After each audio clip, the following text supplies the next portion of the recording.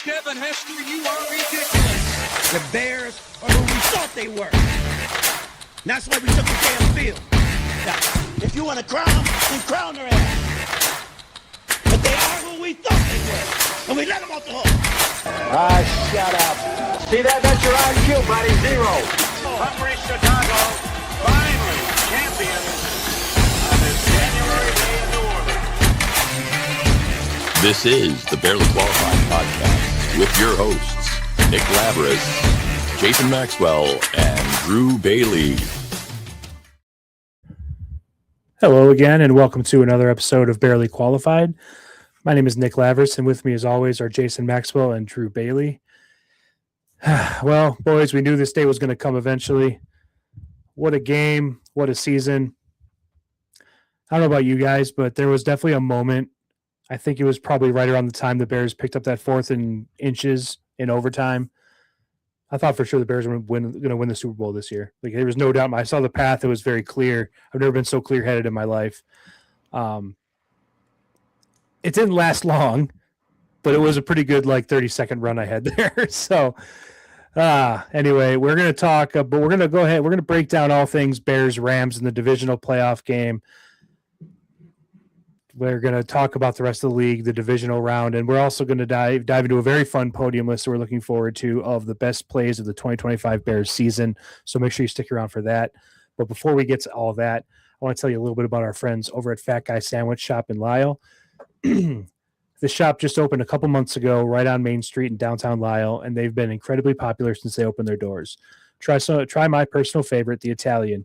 Gabagool, mortadella, salami, provolone. Sorry, I won't stop.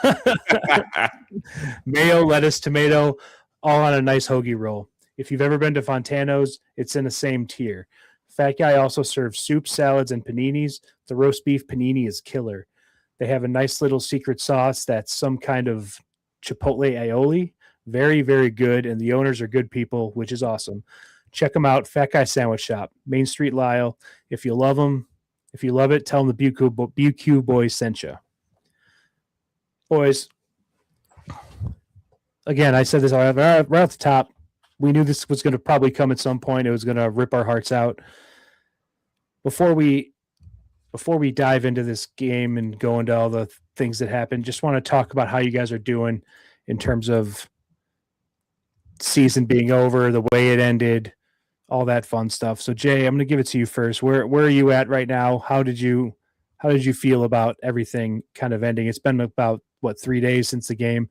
So a little bit of time, a little bit of a clear-headedness, I would imagine at this point. Yeah. And appreciate first crack at this. I actually feel oddly optimistic for what happened, for the future. I think that's pretty clear. So, I think we're all feeling that optimism after this type of a season. But I'll be honest, I almost really didn't feel heartbroken at the loss in real time. It was such an amazingly fun game to watch. Obviously, that Cole Kmet touchdown. I've seen compilations of just pure joy across the world. It wasn't only Chicago bars, but the compilation from Miami to Houston to even LA, seeing the smiles and the heartbreak on it. It happened. It happened. So, obviously, it wasn't crazy to think that the Bears could have gotten to the Super Bowl this year. But oddly enough, I'm at peace with the season. I don't have any sadness left in me. I'm really appreciative of the incredible ride, the fun, the social interactions of this game, the ability to go out and hang with people for additional weeks. I wish there was more of that.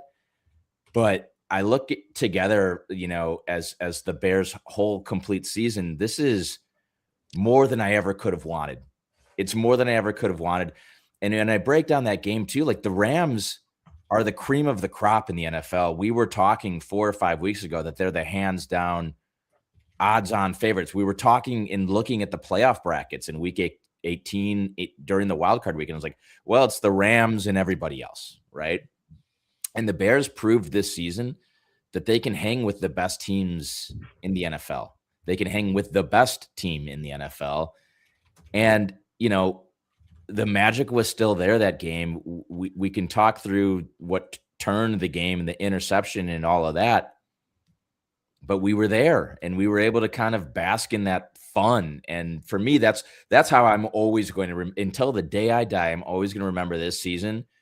Like it is quite possible that in the record books, when the Bears eventually win a Super Bowl in the next couple of years, it's quite possible that this season will go down as a more fun season than the inevitability of the Bears winning a Super Bowl sometime soon.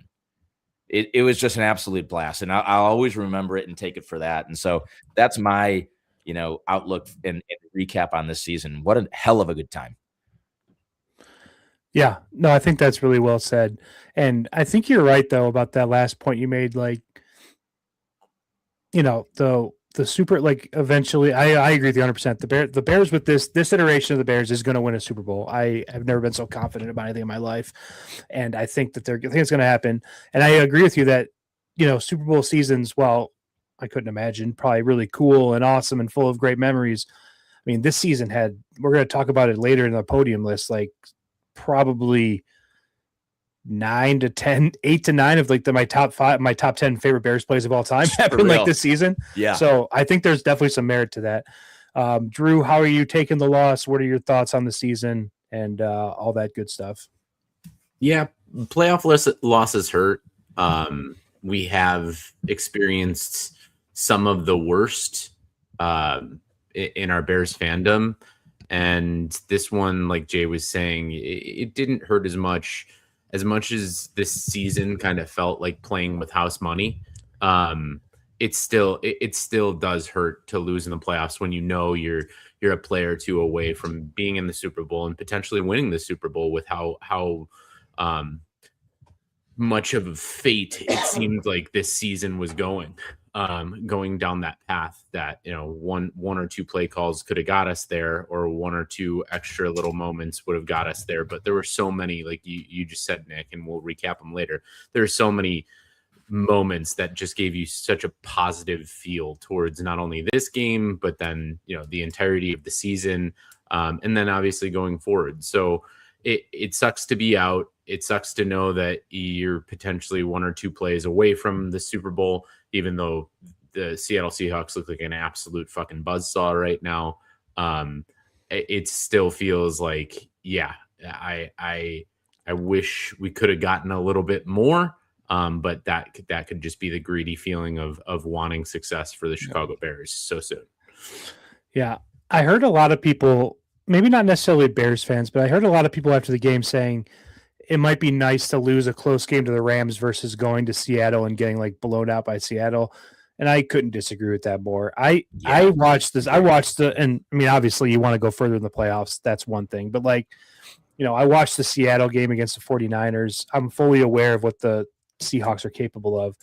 And I just think there was something about this Bears team. You could have put any team across the field from them and they would have been in it till the end in some way, shape, or form. So I'm not saying the Bears would have for sure beaten the Seahawks, but I was not afraid of anybody in this playoffs. And I think it would have been an awesome run. So it's definitely a bummer to see it go.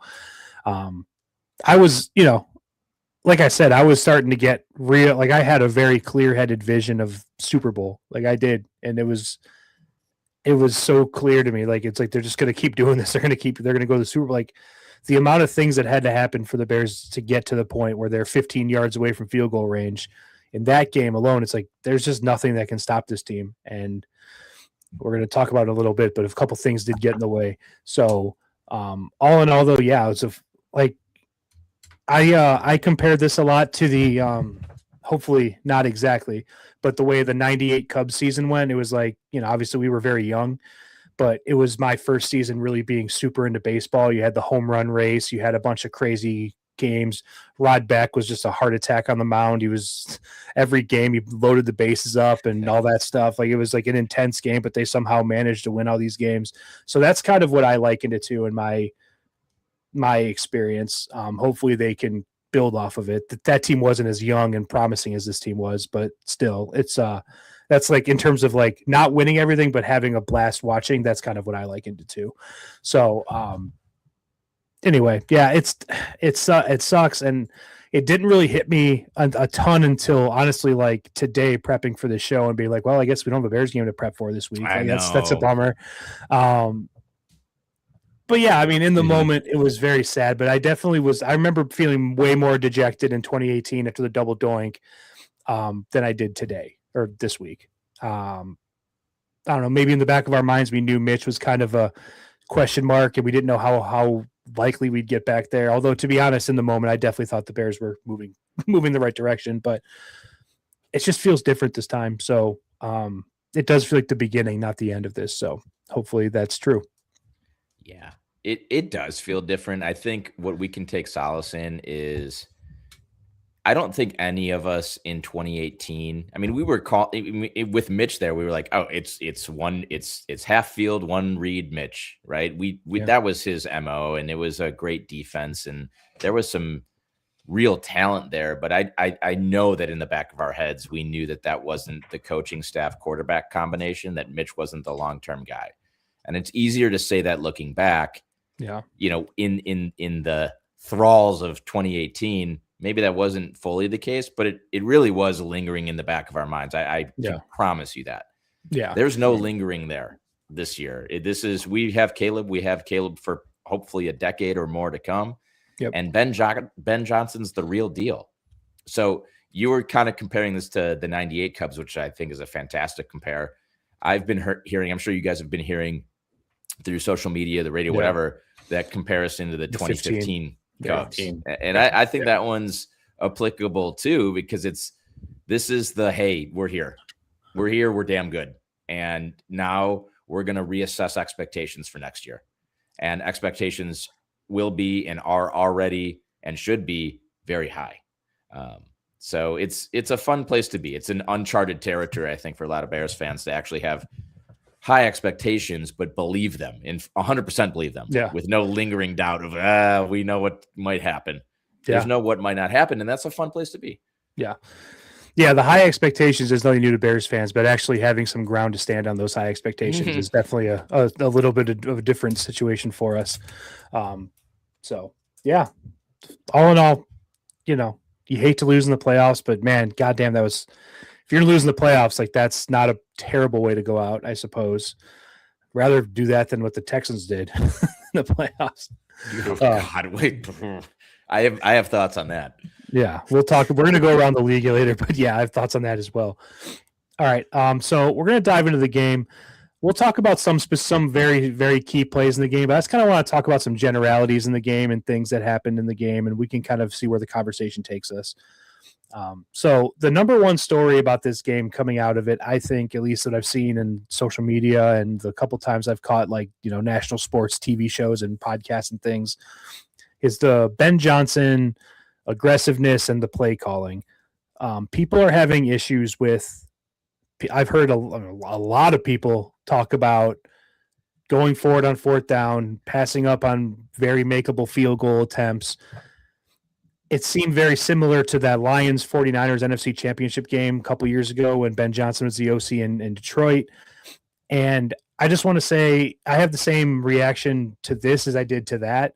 If your identity is an aggressive coach and your identity is a person who's going to want to go for touchdowns and not settle for field goals, and if you start changing up your identity because of game situations, I think that sends the wrong message to the team. And I think that if you're going to be a fan of him being aggressive in the season, you have to understand that you're going to miss some. And I think that's just the way it is. So the people that are saying, he should have kicked field goals, should have taken points. I also want to say one thing. I was talking to my dad yesterday, actually, and he actually brought up a good point. I've been thinking this too, but he said, people are acting like if you kick that field goal, you just add 3 points to the final score and the Bears win the game 20-17 in regulation. And that's not ever, game flows, things change.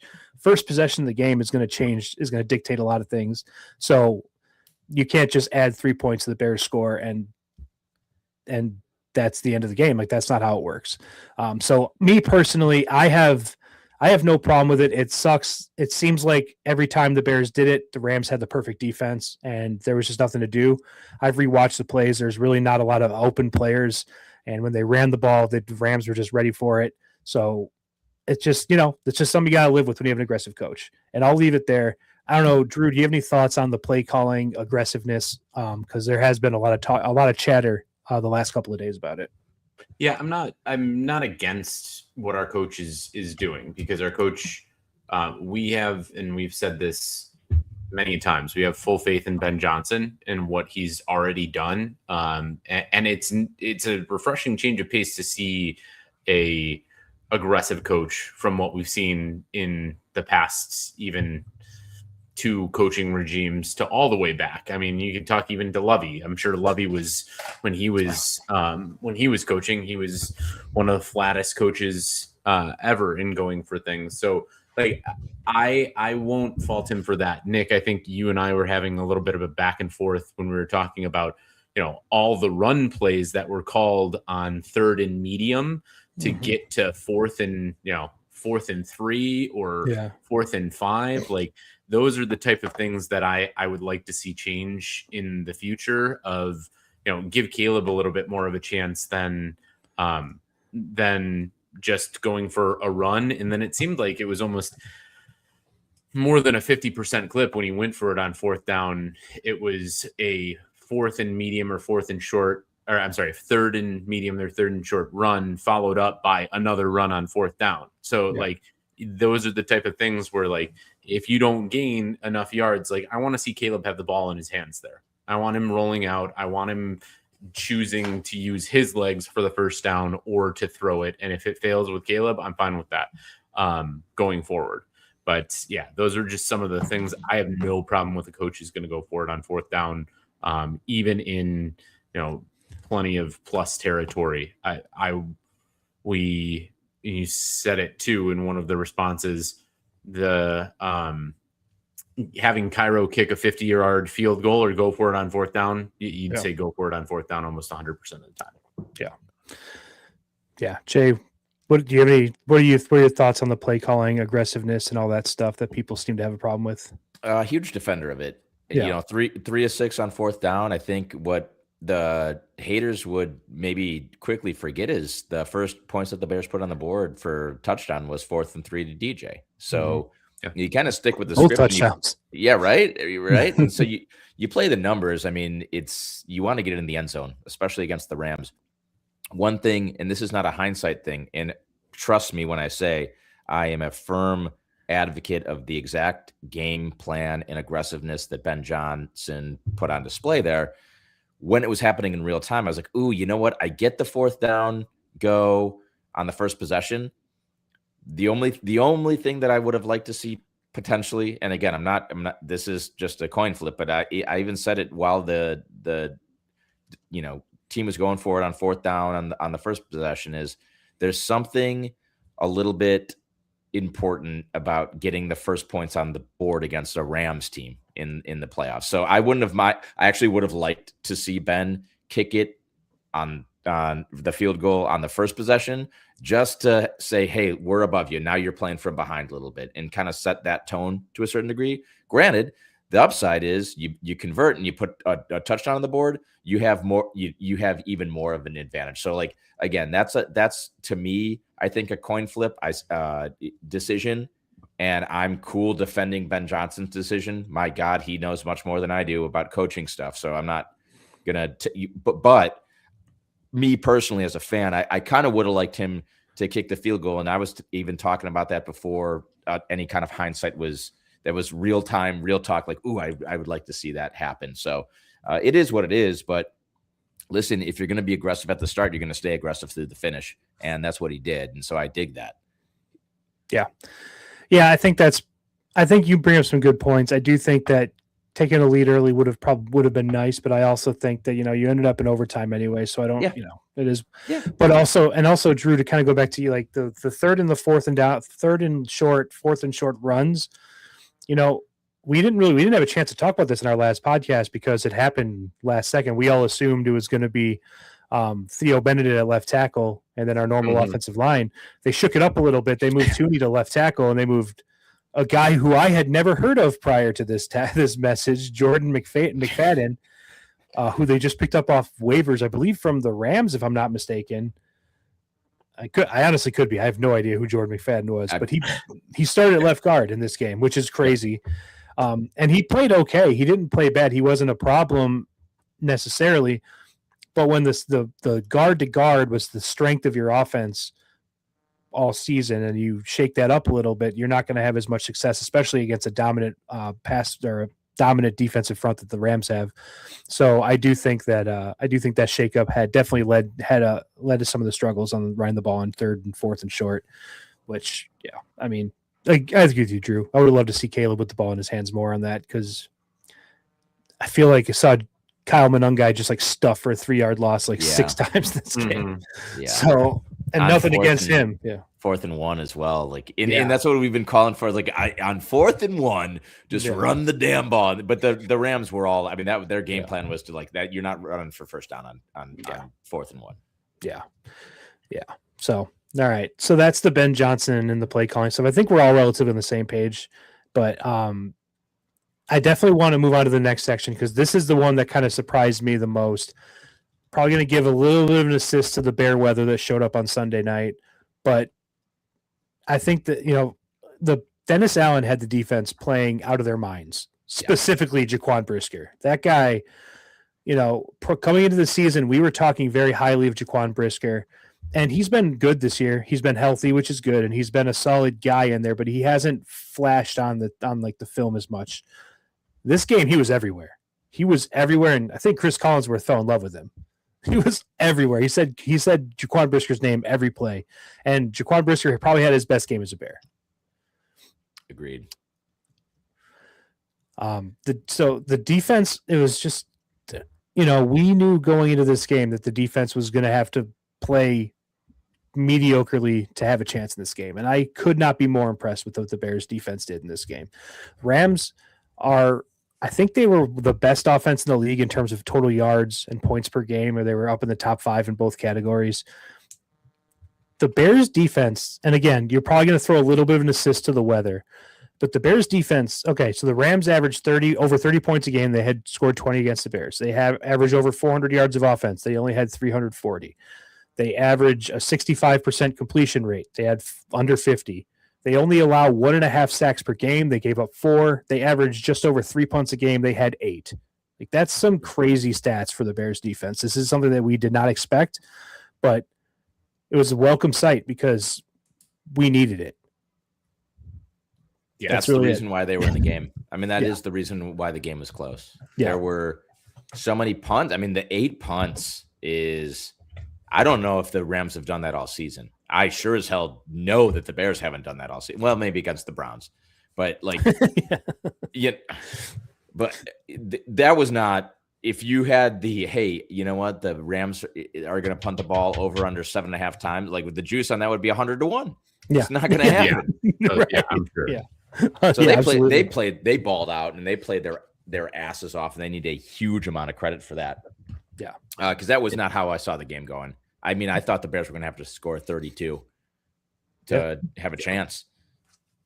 Yeah, the pressure on Matthew Stafford too. I mean, Nicky touched on it with the 4 sacks, but you don't see a guy like Matthew Stafford go 20 of 42, right? Especially this year. It just hasn't happened, and you can attribute some of that to the weather of, they're playing in warm weather climates, but they've got unbelievable pass catchers on their squad, and 4 of the top 5 receivers, other than Puka Nacua, were either tight ends or a running back, and that shows me that he felt very uncomfortable even in the pocket. He's a pocket thrower. He's not going to get outside. So hats off to Dennis Allen for whatever schemes, and hats off to the defensive line, which has been seen as our biggest Achilles heel this year. So for them to step up in a moment most important, and make what is probably the MVP of this season very uncomfortable in this game. I think obviously that was probably the recipe for any team that was going to play the Rams, but you just gave Seattle Seahawks exactly what they need to do in this championship round to beat the Rams easily. Yeah, no, absolutely. And I mentioned Jaquan Brisker. He had a great game. The entire secondary played outstanding football in this game. And normally when we're talking about the Bears secondary, we're talking about them taking 2 or 3, interceptions. The Bears coverage wise on the season have not been very good. Their defensive backs have been very good at ball hawking, and they've maybe gotten some luck with some bad quarterback play thrown to them. But a lot of times it's like the defensive backs are making the interceptions. That's what they're getting the credit for. The coverage in this game, anything downfield was not open. The Bears cut the corners, even Jaquan Brisker in a play. It was either the fourth quarter or their first drive in overtime. I can't remember when it was. Jaquan Brisker was one-on-one with Puka Nacua downfield, locked him up. Yeah. Which, again, I like Jaquan Brisker a lot, but if you tell me that he's covering Puka Nacua one-on-one downfield, he's gone. Touchdown. Like, don't even throw the ball. So the entire secondary, like I saw Nashawn Wright had some breakups. Tyreek Stevenson, if you remember him, he had some good plays. Yeah. Like Jalen Johnson, he wasn't really a factor because they didn't throw at him because he was all over him. Like Kyler Gordon had some good plays, which is, back to the Packers game, he was being targeted because he was so weak in coverage in that game. So to see the defensive backs, not only, obviously no takeaways in this game, but to see them cover and stay on, I think that, again, you're going to throw an assist to the cold because the field was hard. You couldn't cut as easily. But the fact that they could still stay on him because, the same conditions for everybody. A lot of credit to Dennis Allen, a lot of credit to the whole defensive like the whole defensive unit. I thought they played outstanding. And, they 100% of the reason the Bears stayed in this game because, the offense, we had some struggles. We'll talk about in a minute. But the defense was just honestly exact. Like, if you told me that you're going to hold the Rams to 17 points, I would have assumed the Bears were going to win this game. Yeah. In the regulation, Yeah. So – no, like you said, Nick, if you would have told me that the Bears didn't get any turnovers and held the Rams to 17 points in regulation, right? It's insane. It's insane. It'd be hard for you to unfathom what happened. Correct. Wait, hold on. Did Matthew Stafford get hurt on the first drive? Yeah. But no, I thought they played outstanding, and it was good to see. Yeah. And I don't know. Anything else about the defense, guys? Well, I think it's warranted to talk about the pressure, like the consistent pressure. It wasn't just, hey, 4 sacks and it was just great play calls off the edge, even though Brisker got one. I think Gordon got one. Yep. But this is the actual time that Stafford had in the pocket consistently was limited. And when we were doing our preview show last week, we were like, well, the only way to stop the Rams is to kill Matthew Stafford. Like, that's not going to happen. So let's move on to the next topic. I can't even explain it. I don't know how that happened. Maybe you chalk it up to the cold. Maybe we talk about petitioning to not have a dome stadium in Chicago so we can have that home field advantage. I don't know, but I can't explain it, and it was shocking, and what a hell of a show by the defense this past week. Yeah, and I know this is not exactly what you're talking about, but you mentioned like maybe not getting a dome stadium. This season, like especially the past like month of the season, I've kind of fallen in love with Soldier Field again. I know. Like I'm kind of back on Soldier Field. Like, yeah. Just oh god, the snow coming off the lake with the skyline over the stadium is just, like it's just something about it. You can't, cute. And you see all the and also to preface this on and again, I don't want to go too far down this rabbit hole, but on Saturday. My wife and we had plans with the kids, and it kind of fell through last second. So we had the whole day open. So we took the kids to the Museum of Science and Industry, which is really cool. Mm-hmm. And, it's like maybe like 4 miles south of Soldier Field. So we drove by, and as we were leaving, it was like 5:00, and we could see all the bear down lights on the skyline and stuff like that. It was very cool. So I'm kind of okay with Soldier Field right now. So let's not make any rush decisions here about moving. Let's weigh every option. I'm cool with it. Yeah. Oh man. But yeah, no, the pressure I think is definitely worth, and to kind of get us back on track. Sorry about that. I appreciate you guys indulging me there. But yeah, the pressure it came out of nowhere. The D line, they came to play on Sunday. And we did talk about Coleman Shelton being on the Rams offensive line, which is not what you want to see if you're on the Rams. And I wouldn't say that he had a particularly bad game. Nothing really jumped out to me but him like screwing anything up terribly. But the offensive line for the Rams, they didn't know what was coming. The Bears were blitzing, but then they would show blitz and they would back out of it. And there was a unbelievable, like, again, Dennis Allen, his game plan was perfect. He brought pressure. He didn't bring pressure, brought it again.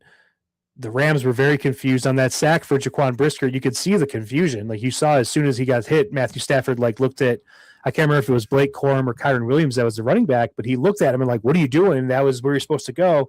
And it's just they were so confused by the Bears' defensive front, which is such a crazy thing to say because the Bears' defensive front has been the least confusing thing of all time. It's just run straight and try to get quarterback and fail. That's been the Bears' defensive line. So a lot of credit to the Dennis Allen and the guys up front for making the pressure and for manufacturing it as well as they did. Because we've even talked about that. They've tried to manufacture pressure in the past and just could not do it. But in this game, they knew they just hit them exactly where they had to. Yeah. So Bears defense, big time step up in this game.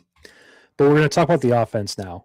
The offense, they move the ball, but kind of story of the season, they just, especially in the first few quarters, they just struggled in the red zone. They struggled down the stretch. The one thing that's uncharacteristic of the Bears is the turnovers. Granted, one of them was on fourth down, but the second interception was just a tough play where Caleb thought they were playing man. They played zone. He never saw the corner, and he just jumped it.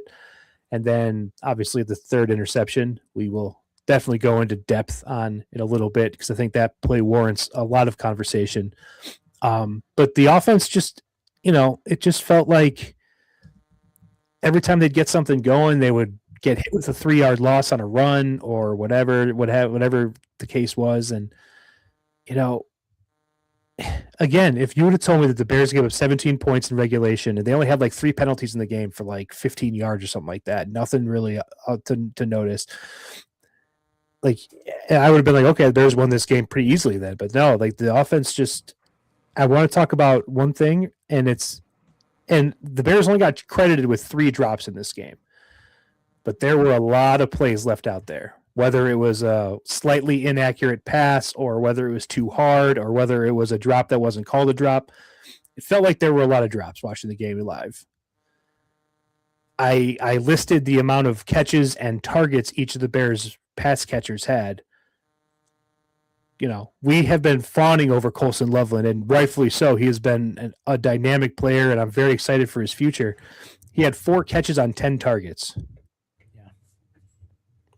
Got very badly concussed there at the end too. He did get very badly concussed. He actually sure did.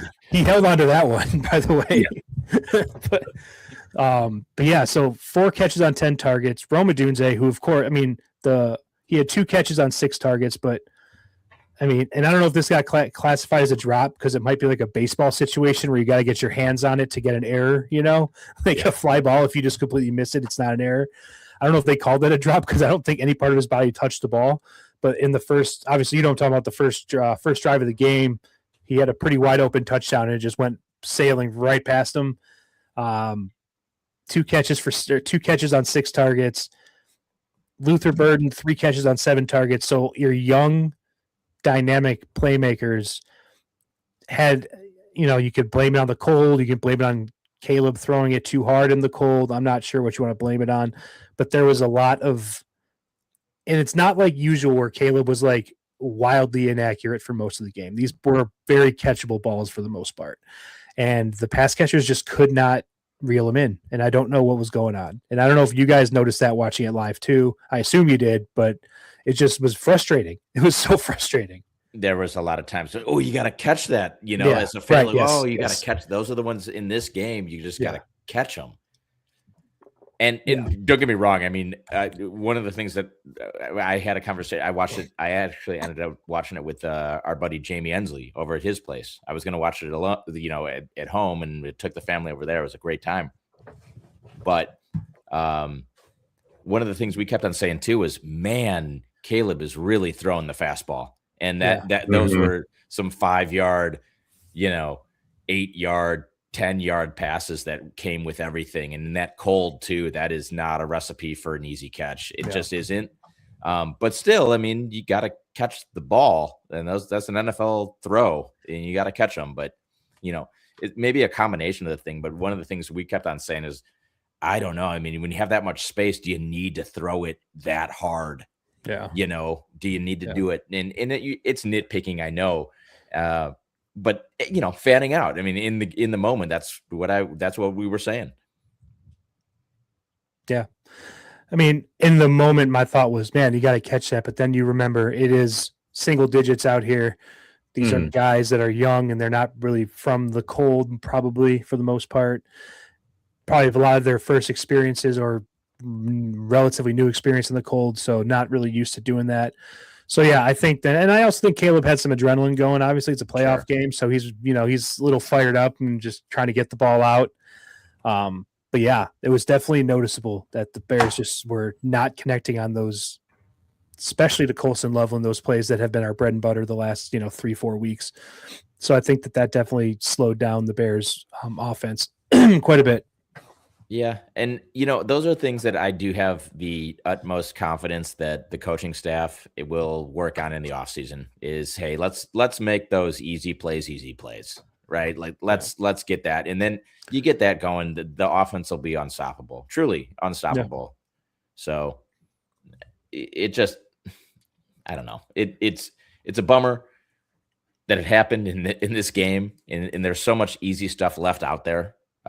Because like you said, I mean, you hold the Rams to 17 points in regulation. You got to win the game. You do. Yeah. Yeah. I'm confident. I know, I was going to say exactly what Jay said. Caleb was ripping the fastball for sure. That's when I know Caleb's at his most confident though. Sure. So, when he's ripping throws and knowing that he sees what he sees in his angles and everything like that, he's going to absolutely rip it. But like Jay said, I'm confident that the timing more than anything is going to be hammered in the offseason with some of the young wide receivers that they have, and get on the same page completely. I don't know, Nick, I didn't read all the way through your rundown, but something that was touched on by Ben Johnson today or maybe it was yesterday, is like, this isn't like a building block season. It starts from zero. I reposted that. Like, yeah, I saw that. Like it's building from the bottom up. We're starting over. Everyone's starting over with the same record. So I'm confident that that's where Caleb's going to be with his young pass catchers, is getting mostly timing down on all of these routes and making sure that he's hitting them in the right places at the right times. But yeah. In a single digit degree day when the football feels like an absolute rock thrown at you, I can't blame some guys for dropping a few balls. Yeah, no, for sure. I mean, like I said, in real time, I'm watching it. I'm thinking, why are they dropping everything? And then you take a step back and you think, okay, that makes actually some sense. Not excusable on both the thrower and the catcher. I think Caleb needs to, dial it back a little bit. I think the guys need to really just focus on make sure we catch the ball and then deal with what happens after. But definitely, it makes sense what happened.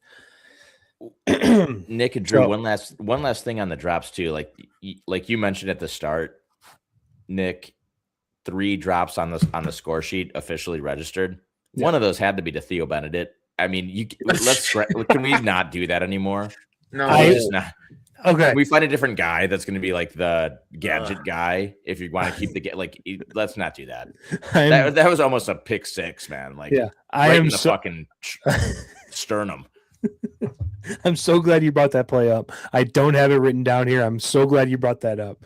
I was watching that play live, and I remember, I was watching it, and all I see is like a Bears player wide open in the flat. I don't know who it is. I'm not really paying that close attention to like who's running routes and stuff in real time. So I'm watching this play develop, and I see Caleb. He's looking downfield. It like looks like he's consciously like, no fucking chance am I going to check it down. And I'm like, what are you doing? I thought it was like Monungai or Swift or somebody. I again was not really aware of who was out there. And then he threw it, and yeah, the ball bounced right off his chest bone 30 feet in the air. I was like, what the fuck? Oh, that's Theo Benedict. Yeah, now I know why he was like really not wanting to go that way. Mm-hmm. Oh. That was another one. Yeah. Watching that in real time, just didn't even say anything, just looking like hands up, like what the fuck, guys? Yeah. What the fuck? Yeah, don't care for that. I'm all for getting an offensive lineman involved sometimes, maybe like a little lob pass on the goal line, something like that. But you throw him the ball in the flat on them at midfield. Makes me a little nervous. But all right, the run game, we didn't really touch on it. The run game, Swift, he kind of got going later in the game. He had some nice runs in the fourth quarter, in overtime specifically. He had some nice runs. He ended up with 76 yards on 19 carries, which is 4 yards a carry, which you'll take 4 yards a carry. And Monungai, though, the game plan is clearly Swift is the outside guy, Monungai is the inside guy, and there was just nothing inside. Yeah, there was absolutely nothing. The Rams were ready for it. Again, we talked about it a little bit earlier. The Bears' offensive line shakeup this week. It just felt like the Bears weren't moving anybody in the inside, and because of it, they could not get anything going in the run game. Although, and I wish we would have known this earlier, later in the game, we noticed that when Monungai was in the game, they were not ready for him to be a pass catcher, and he ended up with 4 catches for 36 yards, which has got to be a season high for him because he's not a big pass catcher. So, seeing that out there it's nice, and maybe put that on film, and maybe for next year. When he's in the game, they won't just stack the box like they have been. But, he had 13 rushes for 36 yards, which is under 3 yards a carry, which just kind of shows that, they just could really not get anything going up the middle. So in defense of Monungai up the middle too, like it wasn't for lack of effort. He was running his dick off. I hope I didn't come across that way, because I love Monungai, and he's going to be a solid player moving forward. Just nothing there. Nick, I know you were not saying it that, but I just wanted to give him a little shout out because he really was running his dick off. And truly, I mean, when you have Trapillo go down and you bring in, you said his name, I still don't know his name, the left guard replacement in. I mean, that's a choice you kind of make by kicking Tooney out to tackle, is that inside yardage is going to get a little bit tougher, and it was evident. Jordan McFadden, that's his name. Mm-hmm. And even more in defense of Kyle is the situations that it felt like he was being put in. It seemed like it's petered off nearing the end of the season and into the playoffs, of like through the middle of the season, it started to get towards Swift and Monungai switching off possessions. It was Swift's possession. It was Monungai's possession. Lately, it's been a lot of like, when it's a definite run situation and we need 1, 2, 3 yards, Kyle's going to be in and he's going to be running the ball. Yeah, we all know that's going to be a run situation. So it's not like there's going to be open holes or open outsides, and he's a downhill runner, so he's going to get that. DeAndre has been put in more of the situation of early down runs, which they've found cutback lanes, they found open holes that really set him up for success. Kyle is your I need 2 to 3 yards. Great. Put him in there. But like you said, Nick, it was good to see him be able to catch a pass when they were expecting that to happen. And the other thing that I wanted to just really quickly touch on with, we talked in the preview show about this defensive line for the Rams being pretty well-rounded and being able to rush the passer. They didn't get a sack. And they were clearly set up in those times of short yard runs to be ready for that. So like, yeah, I'm okay with the short yard runs being stuffed. if it means they're not going to get to get to Caleb or rush the passer effectively. 100%. Yeah, great point. Great point. Nick. I don't know how that happened, but No, anyway, that's a great point. The Lions were clearly their game plan was to stop the run, and they did a great job of that for the most part, which definitely limits your pass rush ability. So that's a good call. I didn't even think about that, but that makes a lot of sense. Yeah. So overall, yeah, the offense, there were glimpses where they moved the ball. There were glimpses where they turned the ball over. There were glimpses where they couldn't move the ball. It's kind of all over the place with the offense. So looking forward to having another full season of a full off season of the Ben Johnson offense installed, a full off season with Luther Burden and Colson Loveland on the team. Don't worry about the draft. They can go work out whenever they want together. So, just looking forward to them all kind of connecting. Drew, Jay, you said it better, just like getting on the same page and, timing up everything. So really looking forward to this offseason for that. But in terms of this game, I'm going to talk about Caleb a little bit, and then we're going to kind of transition to some key plays because, we talked about a lot. He was throwing the fastball. He had his pretty standard, 55 to 60% completion rating game. 2 touchdowns, 3 interceptions. Again, the first interception was 4th down. He probably forced it, but he kind of had to. Second interception, that was one that he got fooled and he just didn't see the corner. And then the third interception, I'm going to save again for later. So you throw 3 interceptions back-to-back games in the playoffs. A narrative gets built, I guess. I've seen a lot of things about Caleb throwing interceptions in the playoffs, but, if you look at his 6 interceptions in the playoffs, half of them were on 4th down, right? So what are you going to do? You're just going to take a sack there? You're going to throw it away? Like you're going to throw it in there.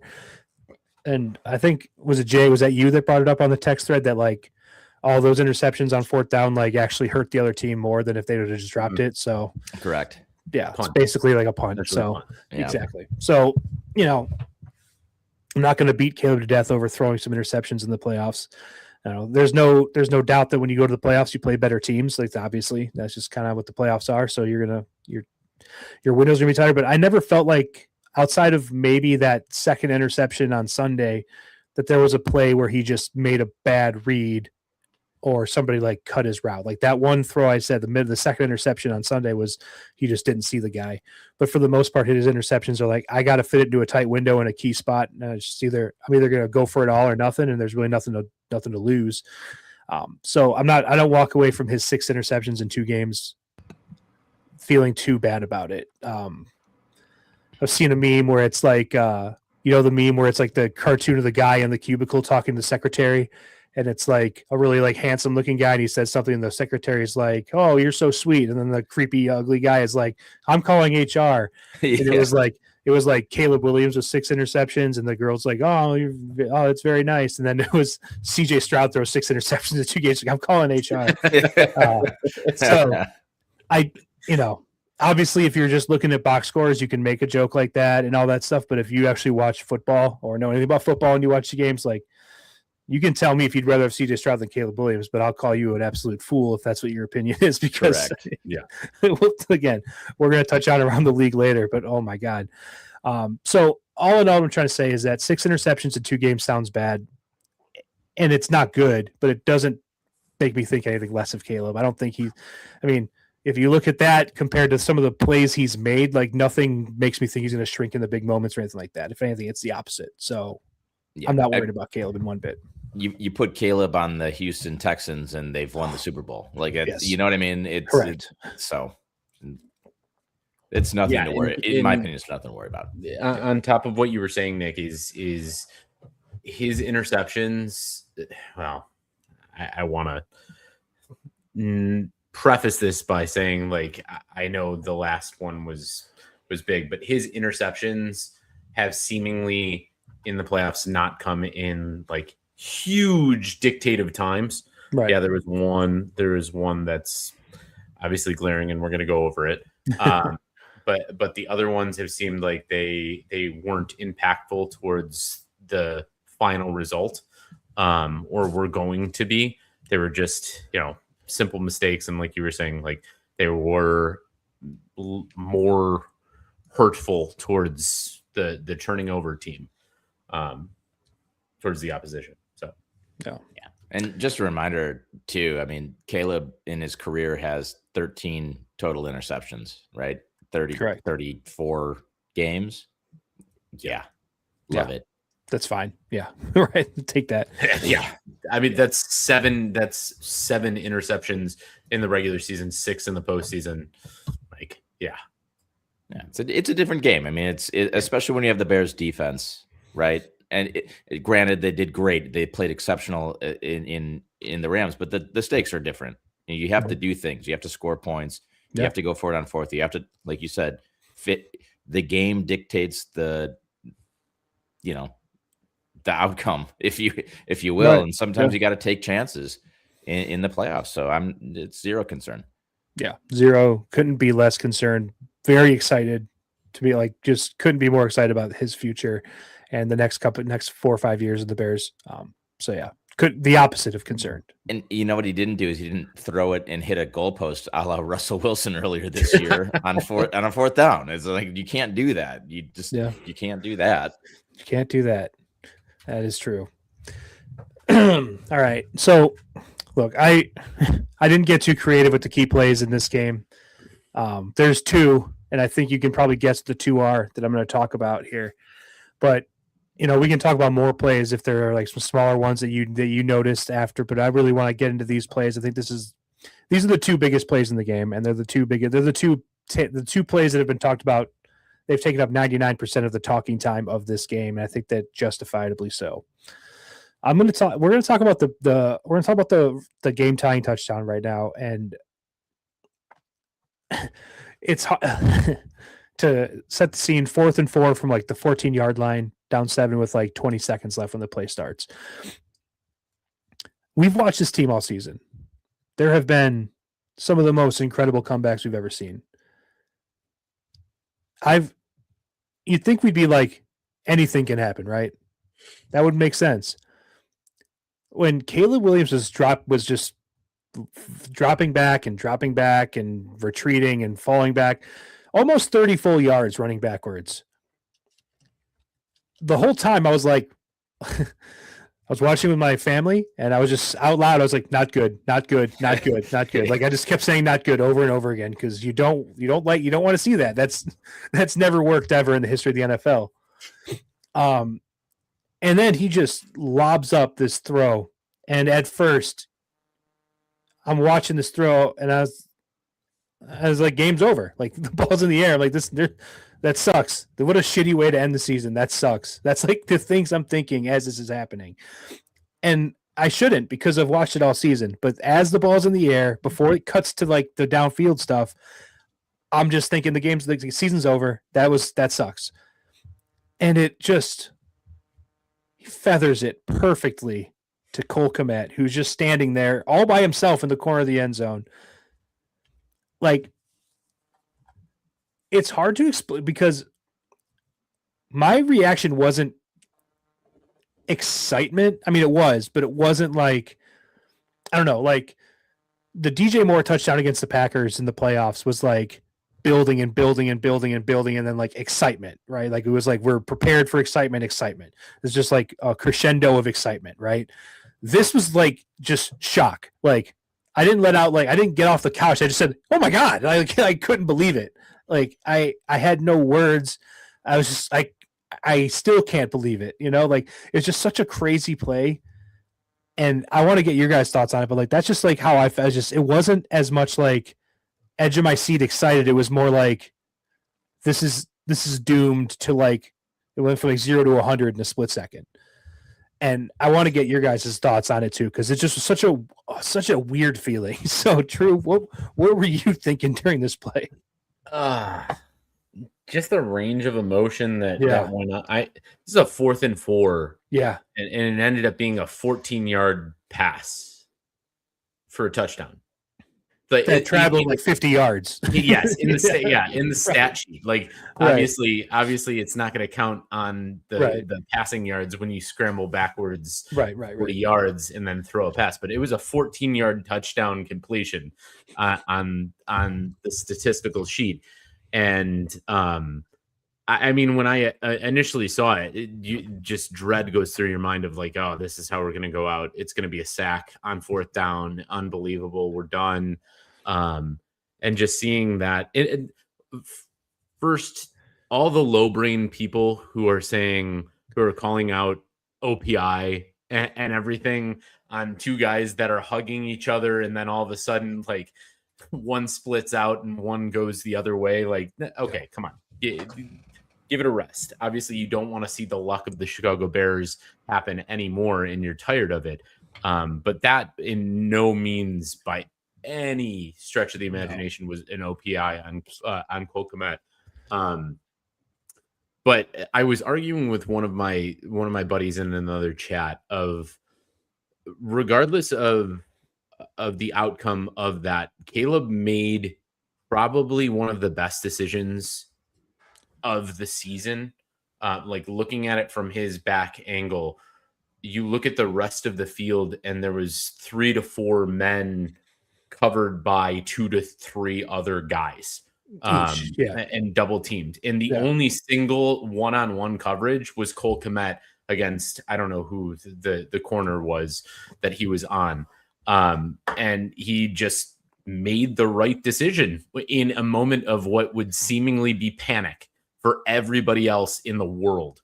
And through just a beautiful ball where Cole was able to separate. And I mean, you see that ball go up again, just like we were talking about the jump man throw. Like you see that ball go up on TV and you're like, oh shit, okay, whatever, fuck, we're done. It's over. I don't know what to say.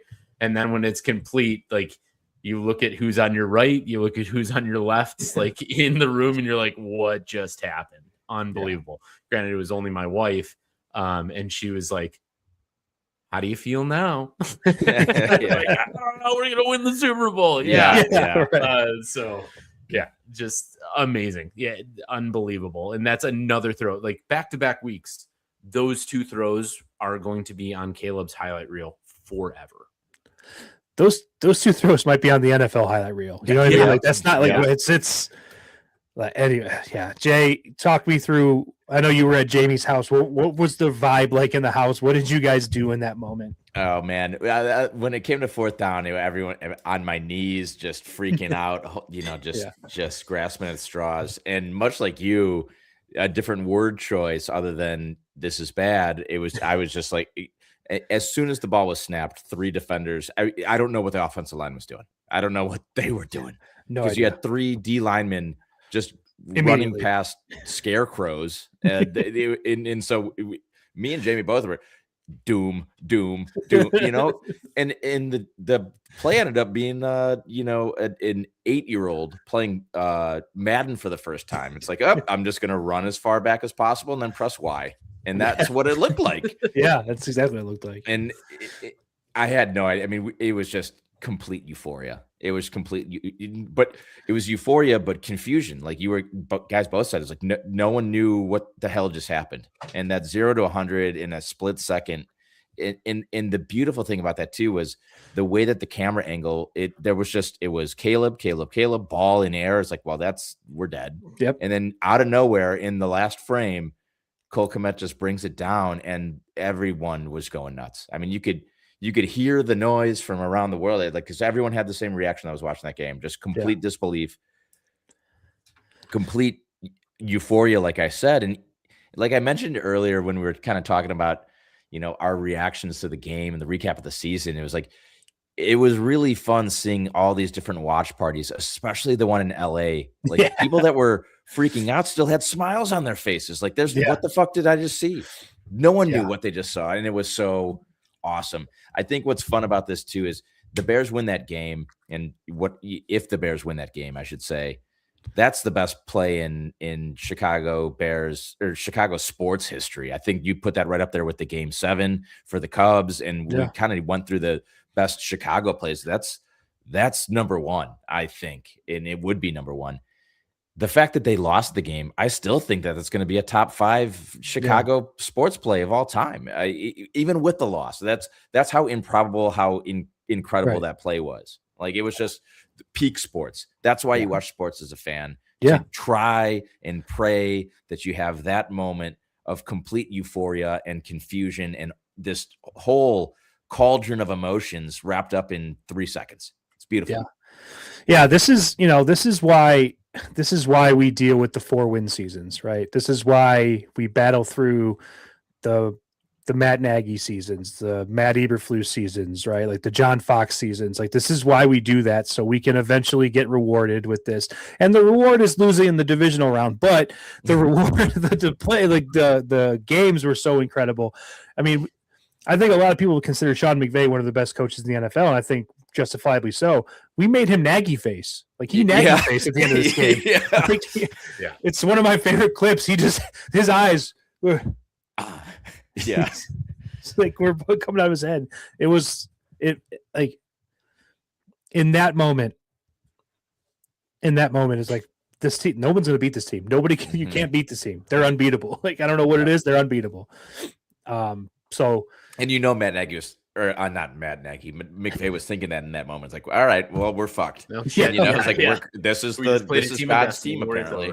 Well, if you saw, they have clipped his going into overtime speech.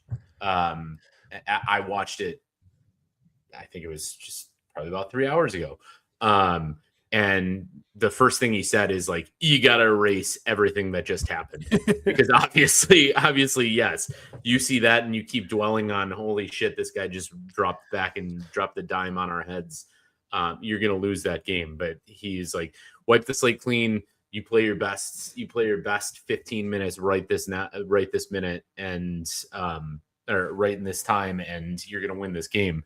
But like, there's nothing else that you could have said as a coach, because if you're like, the way this momentum is going is not great in your head.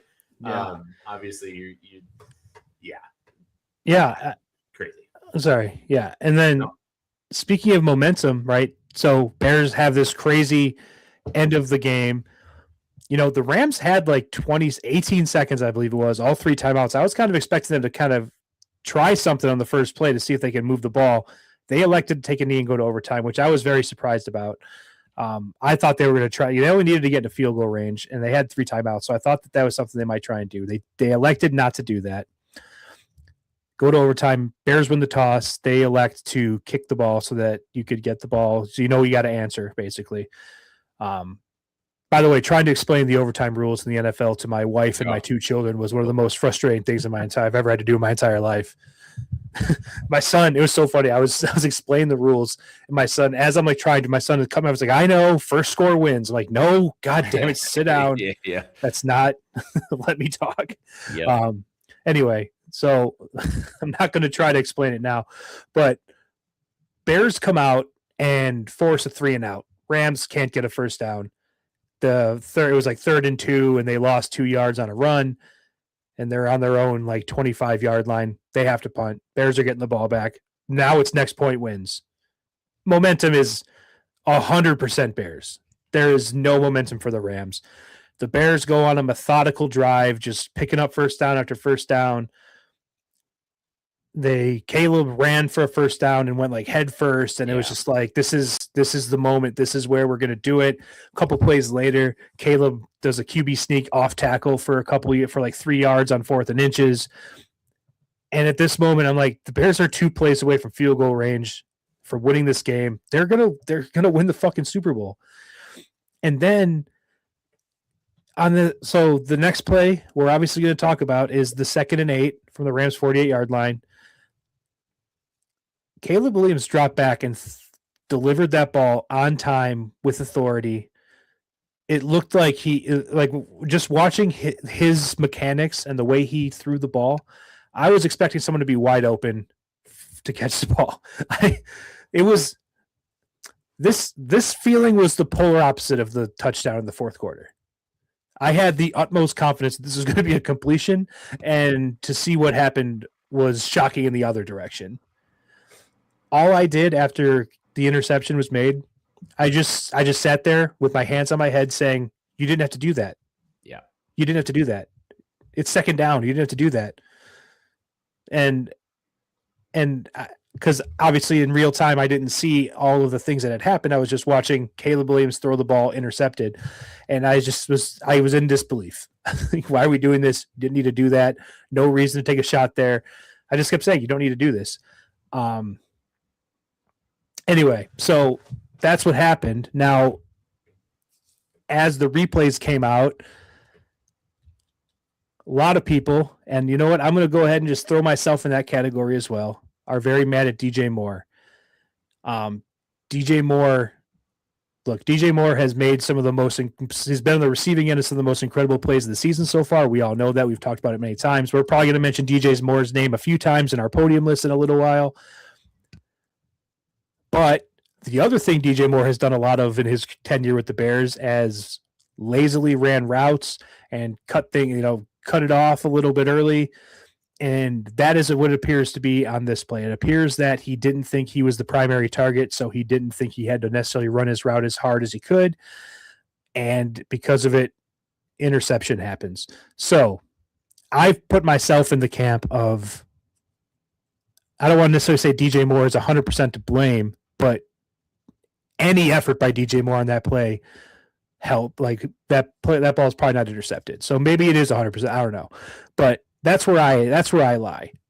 Jay, where are, like, in that play, and you don't have to necessarily point a finger if you don't want, but like, do you blame anybody? Do you feel this DJ Moore anger that I feel? Not to the same degree, but I do. Right. I think you're warranted in that. I mean, I think we've all watched that play a good amount of times. Right. And the first thing that set off the alarm to me, because I was like, oh, what the fuck's Caleb throwing that ball there for? Why are we even calling that play? Like, everything's going through your head. Because as soon as that ball's intercepted, you kind of know the game. You can't stop the Rams twice from scoring in overtime. And you know what I mean? It's like, that's the ball game. That was it. That was the ball game. Yeah.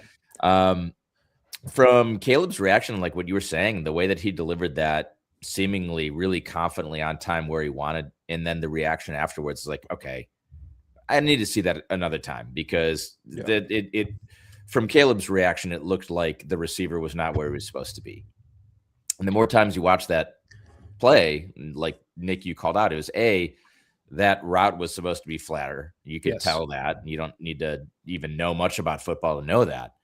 And B, there just wasn't a crisply run route, even if you were supposed to go a little bit deeper on that. Right. It was the cut wasn't there, the effort wasn't there, the explosive after the cut wasn't there. It was just lazily run.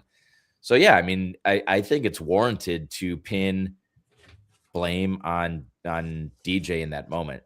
Where I would also say, in my opinion, kind of trying to be a little bit, I don't want to say a little bit objective, but what I saw too, objectively, what I saw was I don't know why that play was called at that time. I think that there was an ability in what I was calling for quite a bit, especially late, was, can we just simplify the playbook down to a couple of routes, rolling Caleb out? I wanted Caleb out of the pocket with in overtime. You have the option to run, you have the option to go low, or you have the option to go high.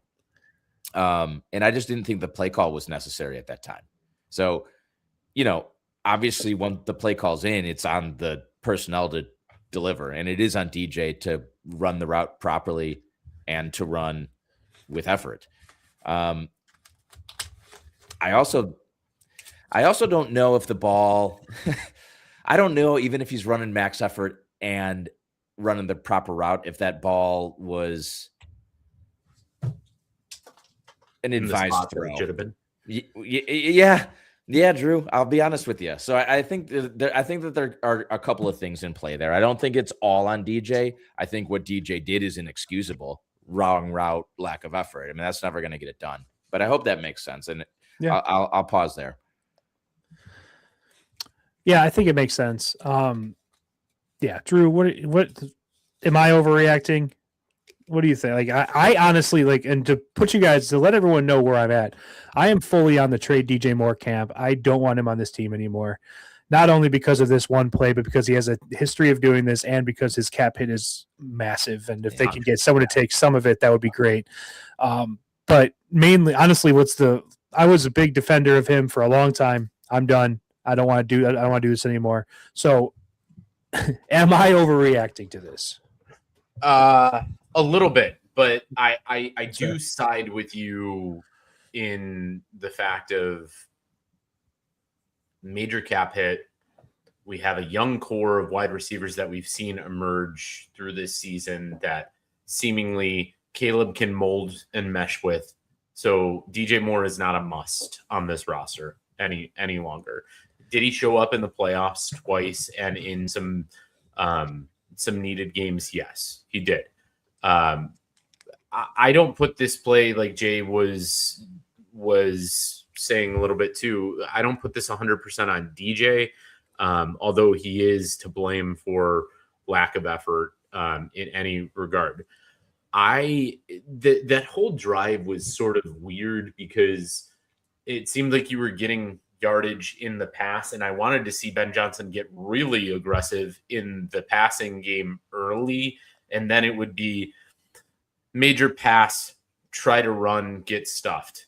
Major pass, try to run, get stuffed. Caleb rolls out, gets a first down, and then you call a major pass at the 50 where maybe I think, okay, let's go for a shorter pass, or let's go for another run and try something on third down that gets you just past the chains. And it just wasn't there. So like Jay was saying, like the play call was just interesting and probably in my mind something that didn't need to be called, especially with DJ. Like he's showed up so many times in big moments for the Bears this season. That's why I feel like it's uncharacteristic right now to say, oh God, this is just what DJ's done all year. It's kind of not been. So I'm just, while I'm bummed that that's the result and seeing all of it, knowing that there's going to be they played two high safety that entire drive and tried to stuff the run up front. Your chunk yardage was 10 yards past the line of scrimmage versus going for 25, 30 yards. Right. Yeah, it's something that Ben Johnson probably lost sleep over in his play calling and saying, okay, well, I probably could have had the middle of the field 10 to 15 yards past the line of scrimmage just captured. But see, and you bring up a good point. And that's kind of what makes me even more mad, is because that route that DJ Moore is supposed to run, he's supposed to run like a shallow drag to kind of like Roma Dunze is running like the deep corner to pull the safety out. And then you're supposed to run like a shallow drag at like 12 to 15, maybe 12 to 17 yards. And he was running like a corner route. So it made it seem like he was like 25 yards downfield because that's where he was, but he shouldn't have been. He should have been like, I don't know. That's why I think that was a perfect play call. They gave him exactly what they wanted. The throw may not have been perfect. Again, we'll never know because DJ wasn't where he was supposed to be. Right. But that was, I thought, a great call for that situation. Like the Rams gave him exactly what they wanted. And if they just, you can't play the ifs game, right? When you're in the playoffs, that's just not how it works. It's not how sports works.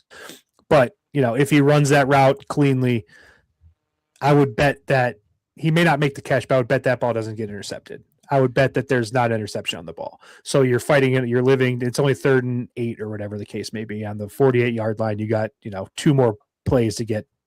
I do believe Ben Johnson was going to play to win that game on that drive. I don't think there was any chance we were going to see a, the punter on that possession, unless it was like 4th and 15 or something like that. So I do think you had 2 more plays to get 8 yards, and I think they would have done it. So, also you hit that play for 15 to 20 yards. Game's over. You're in field goal range. Yeah. You run the ball 3 times, see if you can get a little bit closer, kick the game-winning field goal, and you're playing in Seattle this week. So I don't know. It's one of those. It's always going to be an if, right? It always will be, and that's just how sports are. A lot of, these are human beings playing. They're not out there running perfect routes all the time. But at the same time, I wouldn't say that DJ Moore has done this all season, but this is definitely something that he has shown the tendency to do in the past. I don't think there's any doubt about that. We had that play against the Lions a few weeks ago, last week of the season, where we had kind of the same conversation. Did he give it his all? There were games last season when the Bears were bad where he was like clearly checked out on the sideline and all that stuff. So I wouldn't say that he does it all the time. Obviously he's a great player and he's showed up in big moments, but this is something that he has a tendency to do. And go ahead. No, I'm sorry, Nick. As an NFL player, you should never do that, right? I mean, that if you're doing it, if we have 3 clear examples just off at the top of our head, correct, that's 3 too many. That's correct. 3 way too many. And I'm with you. I will say that. I don't want DJ on the team next year. I for multiple reasons, primarily because of the cap hit in reinvesting that into the defensive side of the ball, the surplus and whatnot. But not too far down the list is a consistent lack of effort is not what is going to get it done. Not to a $25 million a year guy. Yeah, and I know that this isn't what you meant, and I'm not trying to call you out specifically. Again, to kind of go back to Drew's point, I wouldn't say a consistent lack of effort, but a consistent lack of. You can't trust him. You can't trust that he's always going to be there. You can't trust that he's always going to have 100% effort on every play. He does give 100% effort on most plays, but you can't trust that it's going to be there all the time. And if you can't trust it in that play, in that moment, you can never trust it. I agree. And it's not like he's Jamar Chase or Justin Jefferson. Correct. Exactly. If Chase is dogging a play, that's fine. He's the most talented. Probably give him the benefit of the doubt, right? DJ's not that. No. It's a bipolar thing too. Mm-hmm. Good DJ, bad DJ. When the good is good, it's great. When the bad is bad, it's real bad. And you can't have that with what you think is, or at least with what you're paying this guy to be a wide receiver 1. Yeah. Not that correct. That's it. You're 100% right. And as you guys mentioned already, as soon as that ball got intercepted, it may as well have been the end of the game. Like there was no chance the Bears were going to stop them. No, but like the air was just out of the balloon at that point. Like there was no chance. Like, we all knew it. It was a slow death as they just marched down the field. I did have a little thought they might block the field goal at the end just because the season has been so crazy. But it wasn't meant. That interception happens and it just wasn't meant to be. So I got a really quick, just funny. For you. So I've been alluding to the fact that my wife doesn't watch a lot of football, and past 2 games she's watched with me pretty intently. And when that happens, that interception, she kept being like, yeah, stay positive, stay positive, stay positive. It's going to happen. Like she was telling me in the Green Bay game. And I'm like, yeah, okay, I'll stay positive. In the back of my mind, I know what's happening. They go down, they're going to kick the field goal. Like I had in my mind, like, why are we not taking the timeout? That sort of thing. But it was just delaying the inevitable in my mind. And then after they make the field goal, my wife was just kind of silent for a while. And she goes, well, why didn't they try to block it? Like,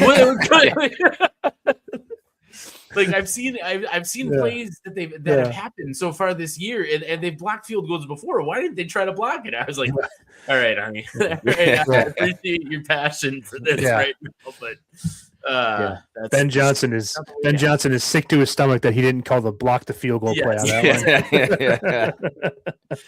Should have done it. That's fun. Yeah, it is fun because my wife doesn't really watch football a ton either, so getting her locked into a Bears game, she does have a lot of questions. She doesn't understand a lot, and it's funny. She kept saying, because I kept saying how on that touchdown to Komet, I was like, I after he scored it, I was like, I don't know how that happened. Like I saw him throw the ball, and I still don't believe that happened. And she's like, that's how I feel on every play. So all right, it's fair.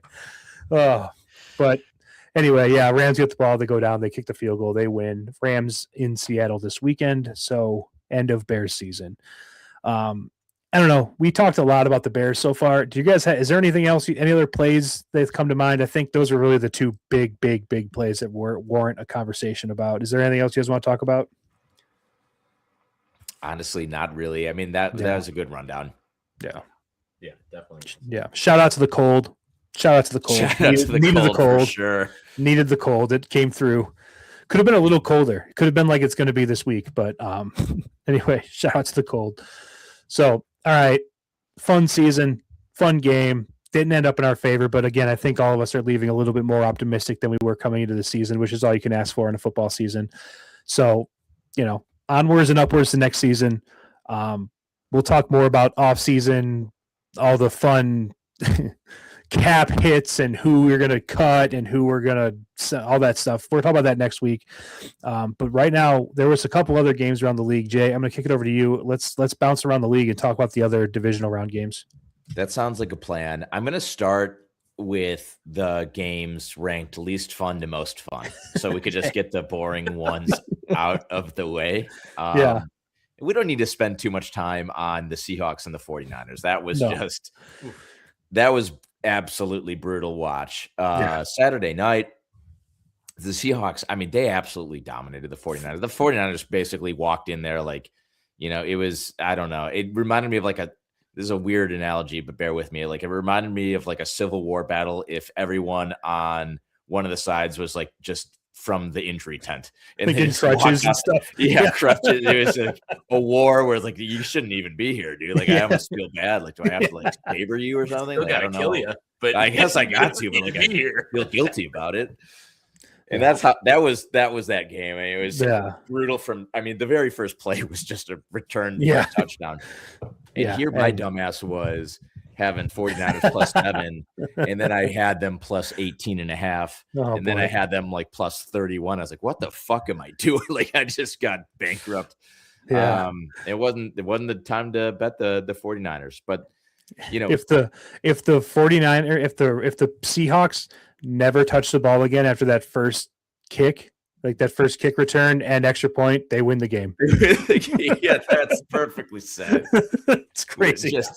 I mean, you know what? Just go to sleep early. Don't watch it. And I did. But I will say this. Obviously, the Seahawks with home field advantage in Seattle, that's going to be a tough matchup for the Rams. Ultimately, I think it is the two best teams in the NFC. So at least there's that. If we have any consolation, that should be a fantastic game. I don't know. I mean, the Seahawks look impenetrable. So God bless them. They did lose Charbonnet. Zach Charbonnet's out for that game. So I don't think that really negatively impacts them all that much, to be completely honest. To the 49ers, hey, you guys had a fun season and it just wasn't meant to be. Eventually you can't overcome those obstacles. And I don't know, Drew, did you have any thoughts on the game? No, poo-poo. Yeah, I was going to say, Nick, do you have anything to add there? Yeah, I have one thing to add, and it's kind of touch on the Seattle home field advantage.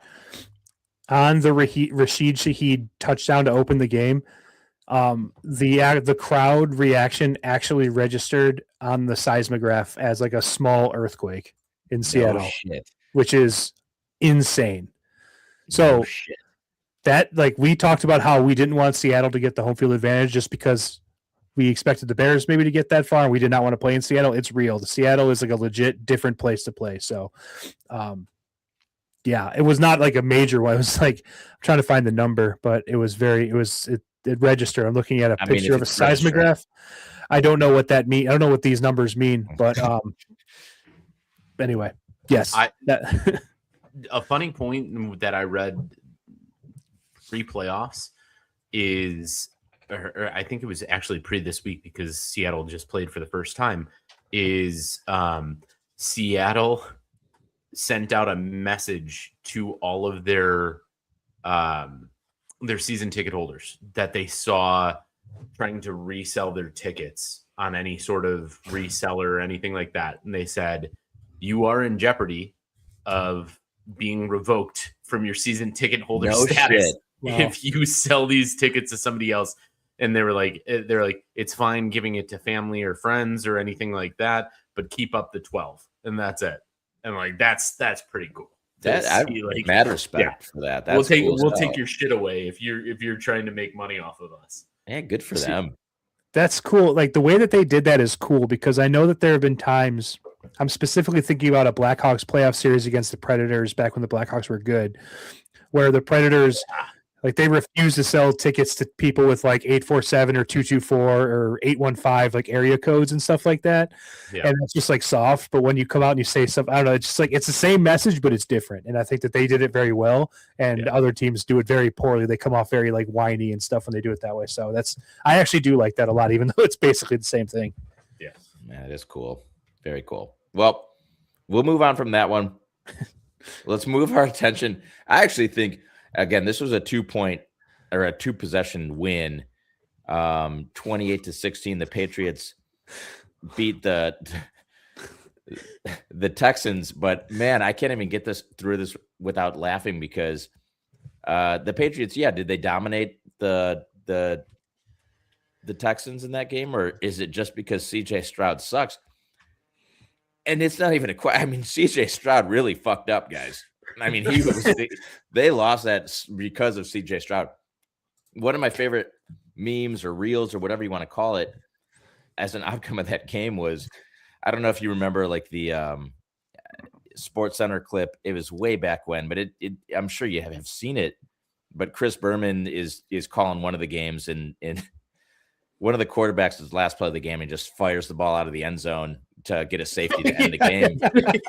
And it was like, the text was, the Texans force yet another 3 and out. CJ Stroud on the next play just gunning it out of the back of the end zone. That's basically what he did. I haven't seen such a poor playoff performance in a very long time. Oh God. And my God, I don't know. Nick, help me out here. Break down the game, break down the CJ Stroud madness, because I won't be able to make it through without laughing. Okay, well, first things first. I'm looking at the Texans Patriots like stat sheet right now, and I did not realize that Woody was not Woody Marks' real first name. And I'm looking at his first name. I'm not even going to try and pronounce it. It was shocking. I'm like, who is this person? But anyway, I don't know if you guys know what I'm talking about, but if you do, I'm going to look it up right now. Anyway, so in this game, God, this is so bad. CJ Stroud went 20 for 47, 212 yards, 1 touchdown, and 4 interceptions. He got sacked 3 times, had a quarterback rating of 28.0.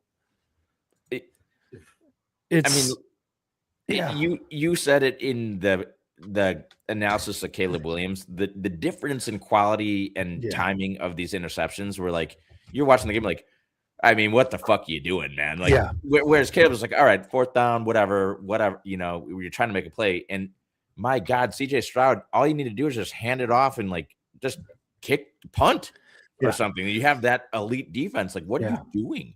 Texans were up 10-7.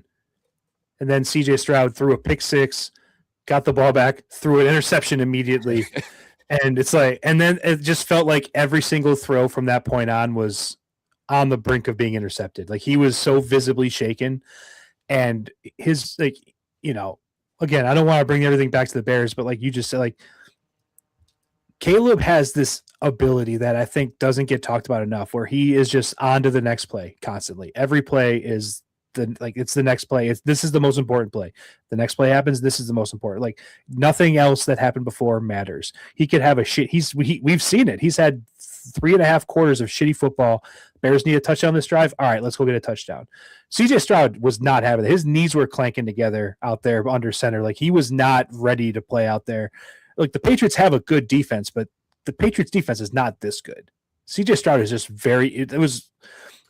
I heard some people on I don't know if you listen to Mark Titus on Barstool Sports or not, but Mark Titus was saying that CJ Stroud might be like the first quarterback that actually is like worse off for making the playoffs. Like if he didn't make the playoffs, he would probably be in a better position moving forward to like get a contract or an extension. But because he played because also let's not forget the Texans beat the who they beat in the first round. They beat the Steelers. The Steelers. He did nothing in that game. He was awful in that game too. 4 turnovers. Yeah. So he hurt himself bad in terms of just future earnings. Like I would not be surprised if they don't extend him at all. Like he'll play his 5th year, but he's probably not going to get anything. Like, you know what? This has got Tua written all over it. Except for you have like, at least now you have like maybe he does, like Tua got extended after a good season. Now they have like they see like, okay, maybe this guy isn't the guy. So they might be able to like avoid it. But if you extend this guy, it's got Tua written all over it. You're setting the Texans back years. Yeah. Drew, spit your takes. I mean, my favorite things were seeing the halftime calls for the neck Davis Mills to come into the game. Yeah. I mean, it seemed like it might have been trending that way. They were obviously going to stick with it. Really quickly, Nick did this last week with the Bears. The Bears kind of run down with the Packers game. I just want to read you guys the first half play-by-play downs. Oh, yeah. What it was between this game, because it's just awful. So New England starts with the ball. We've got punt. The first time that ever happened in this game, back-to-back scores, you go touchdown, field goal. Then you go punt, interception, fumble, touchdown, punt, interception, punt, touchdown, interception, punt, interception. Like, it's unbelievable. I mean, it was disgusting. And with that, you still had a third quarter 1-score game. And it felt insurmountable. It did. For CJ Stroud. Like, it felt like Drake May has been relatively good this season, but it felt like he was trying to shit this game away. CJ Stroud was going to outdo him at every corner. Anytime that Drake May had a sack, fumble, or anything like that, CJ Stroud was going to top him by dropping back, getting tackled, and trying to throw the ball into the air to an offensive lineman that got caught by a defensive line. Just awful. And I know CJ Stroud's going to be the main talking point away from this game and the Patriots defense or whatever. I just want to say that like the Texans defense is legit. Will Anderson played an unbelievable game in this game. He was the only the reason the Texans were even down, we're within 2 scores of this game is because of Will Anderson specifically, but the defense as a whole kept them within shouting distance the whole time. I said last week when I picked the Texans to beat the Patriots, I said if CJ Stroud can do anything, I think the Texans are going to win this game. Well, he couldn't. He did nothing, and they didn't. But if he could have, they would have, because I think the defense was strong enough to hold him there. But the Texans defense deserves a lot of credit, I think, is all I'm trying to say.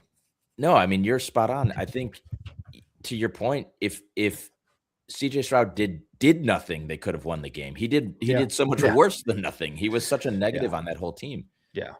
Now, I want to take us into the vindication vault really quickly, because this has been a little mini rivalry between me and Sam throughout the season, because as soon as the Texans came into this game on a 10-game winning streak. Okay. So let's make that known. They were the hottest team in the NFL by a landslide, obviously because of the defense, but they started that 10-game winning streak as soon as I, on the podcast, announced that CJ Stroud was ass. And Sam was like, he kept on kind of jabbing me a little bit.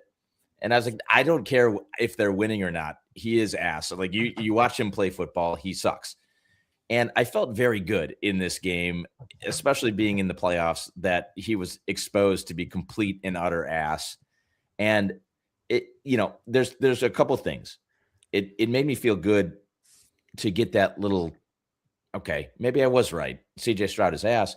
But it also made me feel good because my 2 biggest bets of the weekend were the Patriots and CJ Stroud 1.5 interceptions or more. And I'll tell you what, boom shakalaka. So, I think we can conclude the book on this season that CJ Stroud, like you said, Nick, he's going to be the first quarterback in playoff history that's value has gone down significantly because he made the playoffs. And I'll go one step further. He reminds me a lot of Rex Grossman, with being carried by a elite defense and being the only reason why they didn't advance further in the playoffs, right? Yeah. It's solely on his shoulders. So it made me feel great. So fuck you, CJ Stroud. You suck. Also, the CJ Stroud downfall does kind of go back to the Bears a little bit, because if you guys remember in I believe it was week 2 or week 3 of last season, the Bears had a Sunday night game in Houston, and that was the whole CJ Stroud like baby broed like Caleb a little bit. He pulled him aside and ever since then he has been ass. Like he's been terrible. So yeah. That's good. Yeah, it is good. It's good to see. So we'll close the book on that game. The other game, which was an absolute thriller, was the Broncos and Bills game. A lot of talk about, actually, a couple important things to talk about here. I want to start with the final score. It was another overtime game, 33-30. A lot of points being put up there. A lot of, what do I want to say? Where do I want to start here? Let's start with what you guys were texting about. All right. In this game, was it Josh Allen's fault? Was Josh Allen not surrounded by enough pieces? I was firmly in the camp of everyone let Josh Allen down. And Nick or Drew, you were kind of on the opposite side of that, of saying, you know what, Josh Allen had 4 turnovers in the game. It wasn't the receiver's fault. It was a collective loss. I want to kind of play judge here, and I want to give it to you, Nick, on the side of what you were talking about. Hey, Josh Allen was balling out. The team kind of let him down. The receivers suck. Take me through what you guys saw from that, and then note that we're definitely going to talk about the officiating, because that was a wild thing. We'll walk through that, but let's start with, was this Josh Allen's fault? Was Josh Allen the reason why they were competitive? Where do you guys fall on that meter? Nick, let's start with you. Yeah, so it's hard in this specific game. Josh Allen did turn the ball over 4 times, right? So you got to start there. But the reason the Bills are in this game at all is because of Josh Allen as well. Josh Allen does everything for that team. Although I will admit, James Cook also led the league in rushing this year. That helps. But in terms of the passing game, whether it's Josh Allen throwing to people who have no business being, targeted as much as they are in an NFL game in 2025, or running the ball himself, Josh Allen throughout the entire season is the offense. The Bills go as he goes. If he's not there, then a team can just stack the box for James Cook and the Bills score 3 points in the game. I do think that Josh Allen is possibly the most valuable player on any, truly, obviously not the MVP, but the most valuable player to any team. Maybe Joe Burrow, you can throw him in there too. Obviously you saw the Bengals without him this season, but Josh Allen, I do think that he is a very valuable piece. And I think that what you see him do out there, it proves it. And then you look at the receivers they surround him with. You got Khalil Shakir, who's a nice piece, but he's not a wide receiver 1. You got Keon Coleman, who is, Drew, I think one of you guys said it best. They drafted him to take Stephon Diggs' place, and they lost the production, but they kept the head case part. So that's, you don't like that. You bring in Brandon Cooks, who's probably 6 years past his prime. You got, who was the other receiver that they were throwing the ball to that I could not believe they were throwing the ball to? God, what was his? Mecole Hardman, who was who was a free agent 3 weeks ago. You got these guys, Curtis Samuel's on this team. These guys are the players you're bringing out there. And you brought up a good point about how they just had some guys on IR. Yeah, those players on IR we're talking about Gabe Davis and a guy who I'd never heard of. They drafted the 5th round. So the Bills have not surrounded him. It's kind of like looking back at obviously not to the level of success, but you look at Aaron Rodgers' stay in the Packers and they never surrounded him with 1st round talent. Now they were good at getting talent.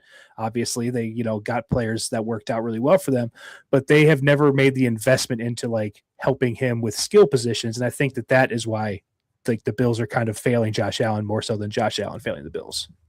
Yeah, I think those are valid takes. I think that, when you look at their best receiver for that game, I would argue that Khalil Shakir, fine player. I think he's more warranted to a wide receiver 3 role. Be honest with you, on most other teams, I do. Yeah. But Drew, you're shaking your head. Take me through that, because you had some valid points in our text thread, even though I was shutting you down and saying, "Hey, that's a shit take," all that stuff. So, I mean, you have valid points. So let's hear them. Yeah, I mean, don't get me wrong. Yeah, he's a 5'9" wide receiver. Khalil Shakir is a slot guy. You rarely see those guys step up and be your wide receiver one nowadays. I mean, Yeah, he doesn't have like blazing speed or anything either. Yeah, You know, like he's just like, yeah. not amazing. You have a compliment guy or a tall guy on the outside that helps free that up or helps run routes, or you got a tight on the inside. Their tight ends have been devastated by injuries this year in Dalton Kincaid and Dawson Knox.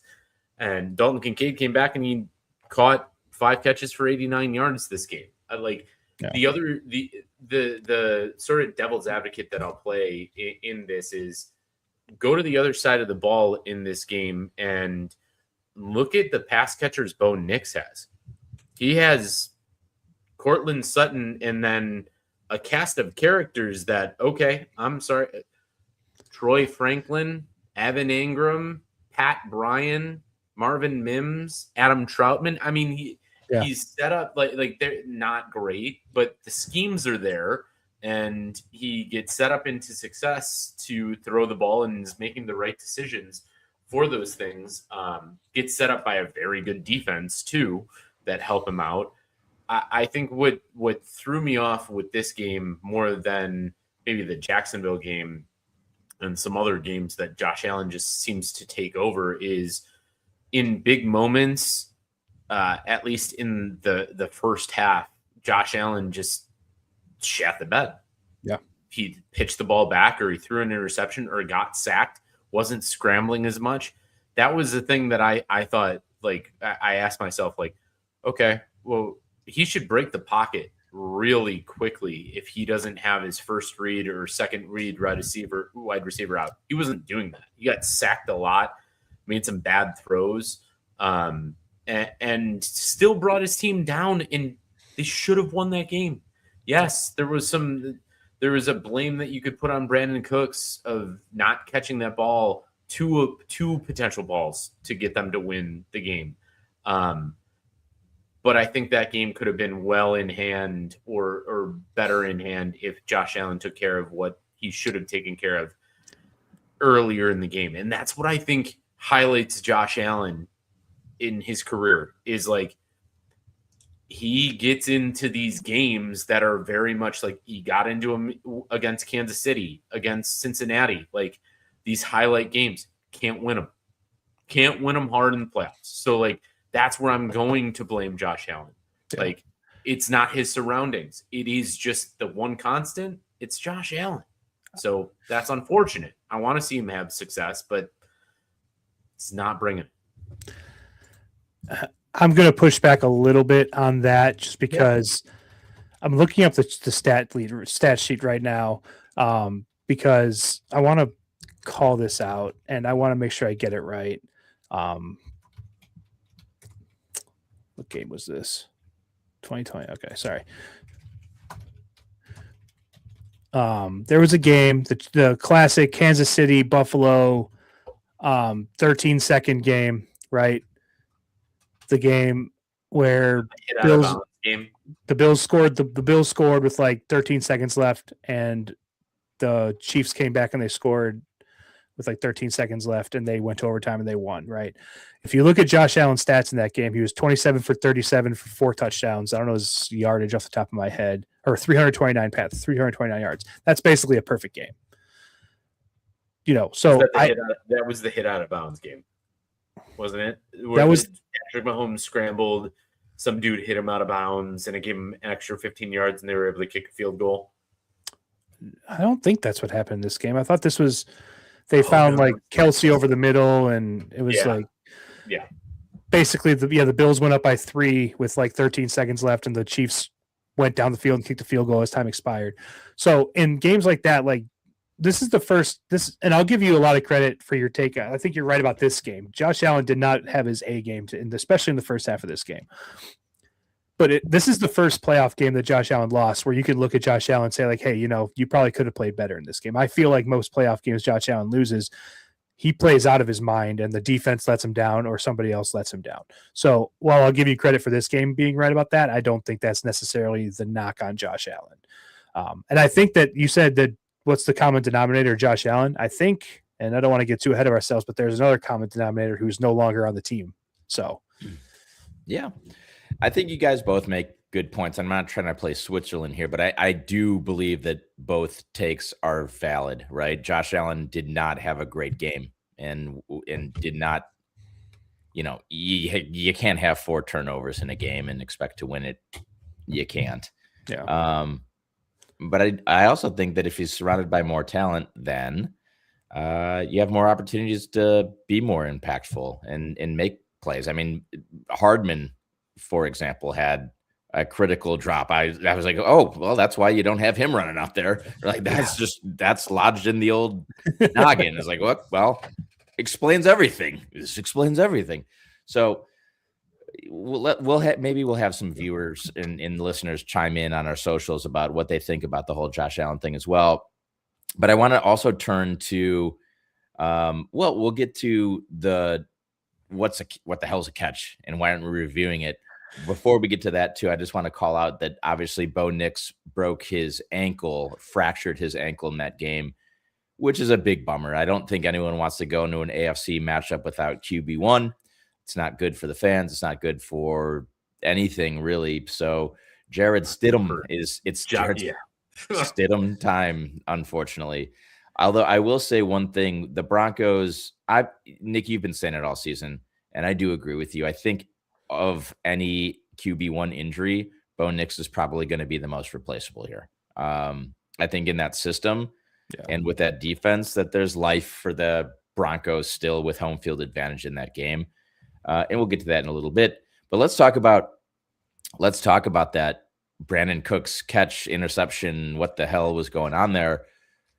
And I want to start with the simple question of why doesn't that one at least get a review? Why doesn't that play at least get a review? Drew, I'm going to toss it over to you. Walk me through that. Did you have any money on the line? I sure did. I needed 5 more yards from Brandon Cooks. Right there with you. I would have hit a massive parlay. And I was like, how about fucking review it? That was my over of the week on the Barely Qualified podcast of Brandon Cooks just needing 27.5. The one thing I want to say before I get into this is I am not a Josh Allen hater. I love Josh Allen. I think he plays some of the hardest football that we've seen at the quarterback position and should be given a lot of credit for what he does and the team that he's dealt with. So that's all I'm saying. But this PI, this catch, all of these things that went against the Bills here seem to be agenda ridden in the NFL. And like I don't know why, Jay, that doesn't get a review or more time, but it seems like there's a lot of these bullshit sort of, we went to the advanced review and it was called confirmed, and we're not going to take any more break, or we're not going to spend any more time on it. And it seems like some of those are the most controversial plays that I've ever seen, and I don't get it. I don't. Is it going to New York? At least explain this to me, because I've heard several analysts or ref analysts come into the broadcast and they're being like, I don't know why they didn't look at that, or I don't know why that wasn't seen. And we're starting to get to these points of like, okay, well, that's an impactful play. That was the most impactful play of the game. Now, did I agree with it being an interception? Yes. But at the same time, that could have gone to a longer review and you could have seen different angles. You could have seen different things, and it could have been a human error that made it. And we're talking about the other side. But the fact that it got the quick end advanced review in that moment blew my mind. Yeah. Nick, what are your thoughts on that? Do you think it was an interception? Do you think it was a catch? Any grievances on no review? I definitely think it should have been reviewed. There's no doubt about that. Like, we have the technology to do this. They stop it for less things than that. Like, why not just take a look at it? I think in a play of that magnitude, like Drew was saying, like, I think the fans would be okay with like a 2-minute delay just to like make sure we get it right. A lot of money on it. I had Bills money line. I bet it when they were down at halftime. You guys had your not only that, but obviously Bills fans and stuff. So I think that it would have been worth taking a look. But ultimately, I also think it's funny that literally 24 hours later, Devontae Adams had a catch eerily similar that was called the catch and down. But I do think they got it right. And the reason I think they got it right is because it did look like as Brandon Cooks hit the ground, he was losing contact with the ball or losing possession of the ball. And the way I think about it, I heard someone say this, and I actually thought it made a lot of sense, is if you take the Broncos defender like away from the equation and he's just wide open by himself, he's going to try and catch it. He's going to fall. The ball's going to pop out. That's going to be an incomplete pass all day. So the fact that it didn't like hit the ground or anything like that, I think that means is an interception, and it sucks. And I think if I was a Bills fan, I would be on the front lines calling that a catch, or I would be. But at the end of the day, like neutral observer, I think that was the right call. And I do think they could have looked at it a little bit though, because it was really close. Like it was damn close, and there's definitely reasonable call, just cause to take a look. So. Yeah, I mean, listen, I will air this out. I was actually on Broncos money line that game, so it turned out my money was wanting that to obviously be an interception. But I've watched that play over and over, and I still am like, you know what though? I don't. Can someone at least explain it to me? And the fact that there was no review and an official explaining why it was an interception, from the refs directly, didn't sit well with me. Yeah. And then you come to the next possession where there was 2 controversial pass interference calls. Yeah.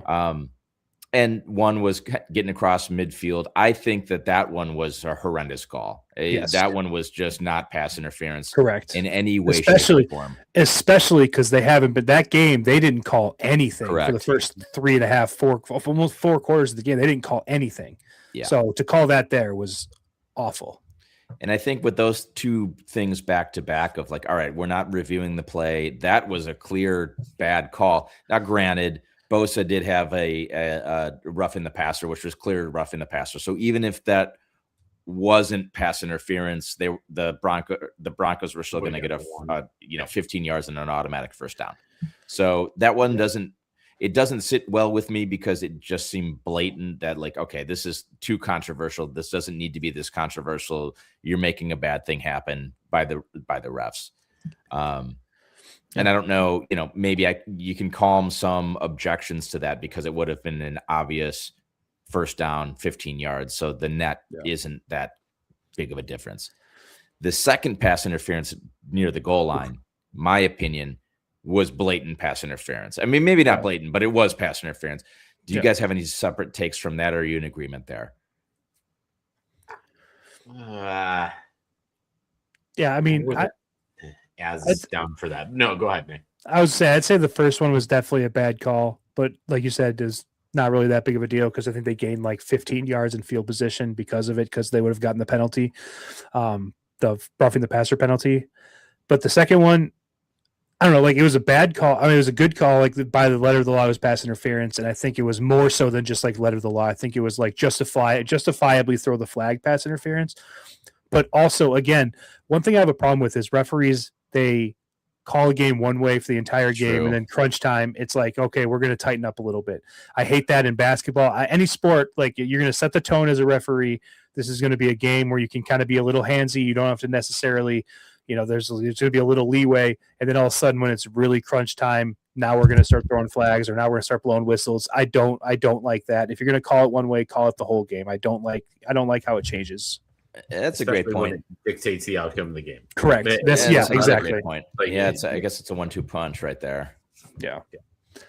And I also have one more thing I want to say is that let's get rid of the rules officials in the booth. They bring absolutely nothing to the broadcast.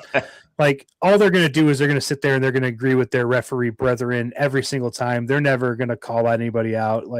It's rare that you hear someone say well, that was just the wrong call. They made a wrong call. That almost never happens.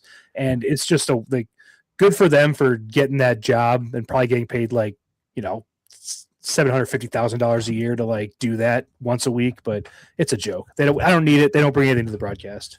You don't like Sterator and Terry McCauley being in the booth giving you their analysis as a former ref? Come on. No, man. I do not.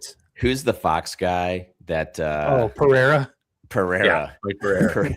I like Pereira. You ever see the clip of Pereira when he thought it was off the air, but he wasn't, and he was catcalling that one chick? Oh, He's Italian. He's Italian. Give hey, what are you gonna do? A little, you gotta give the tongue.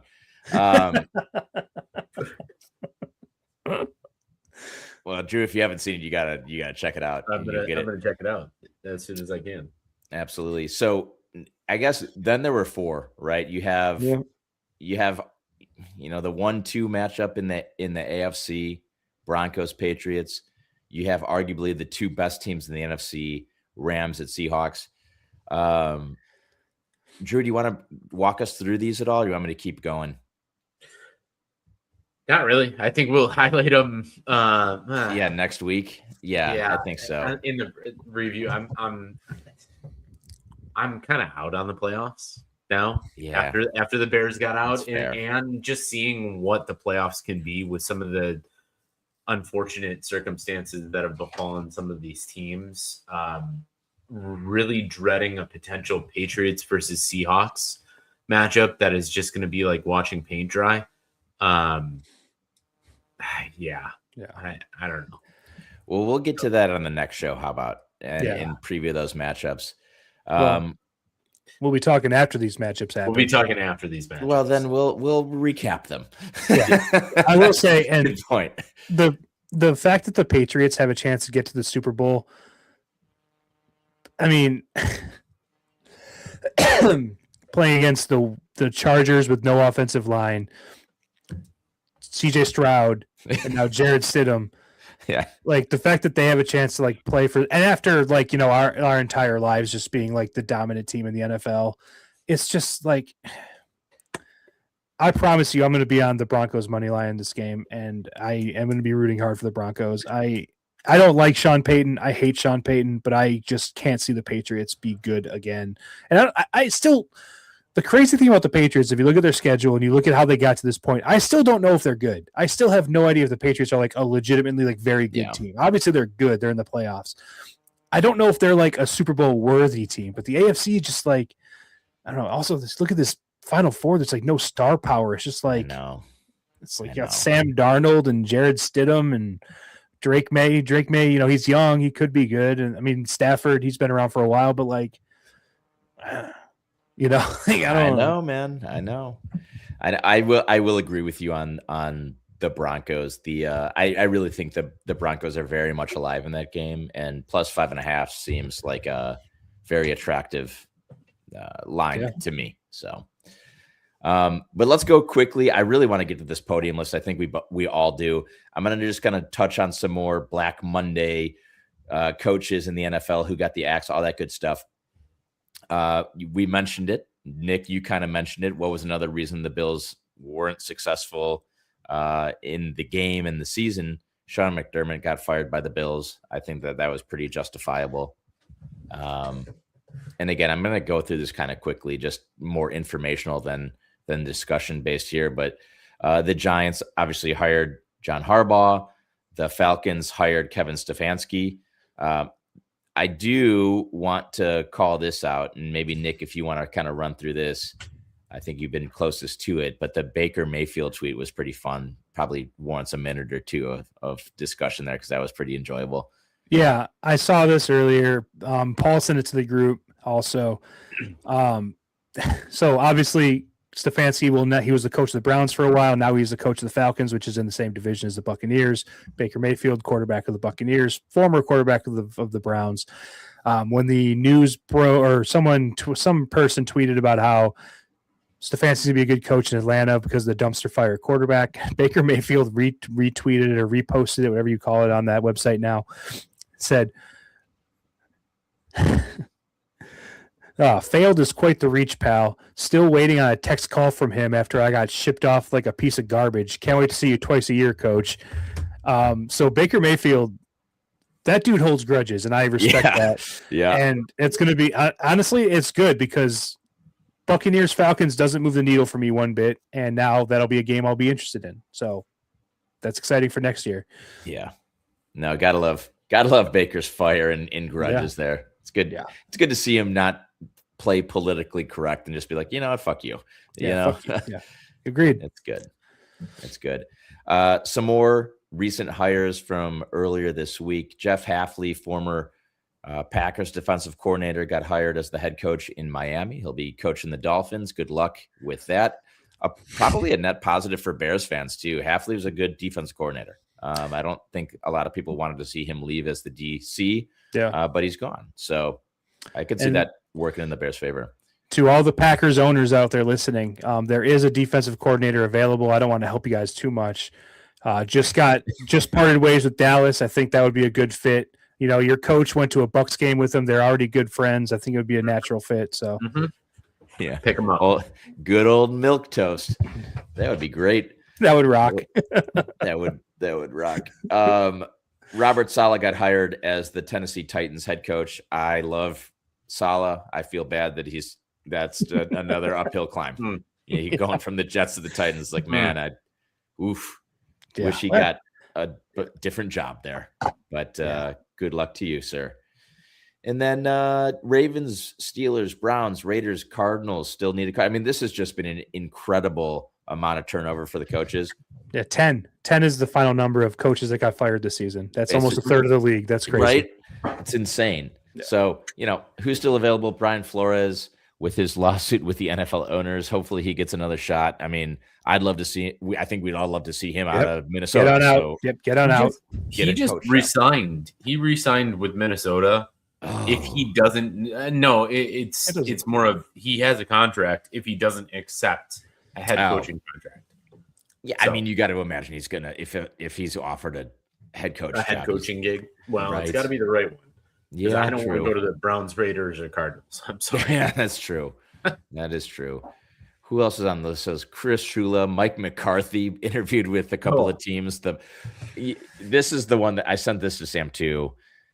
Because I've been a big advocate of the grass isn't always greener. You get away from a legendary coach, and now who's one of the first to interview for the Pittsburgh Steelers vacancy is Mike McCarthy. Worst case scenario, guys, if you're a Steelers fan, reunite Mike McCarthy and Aaron Rodgers. Yeah, well.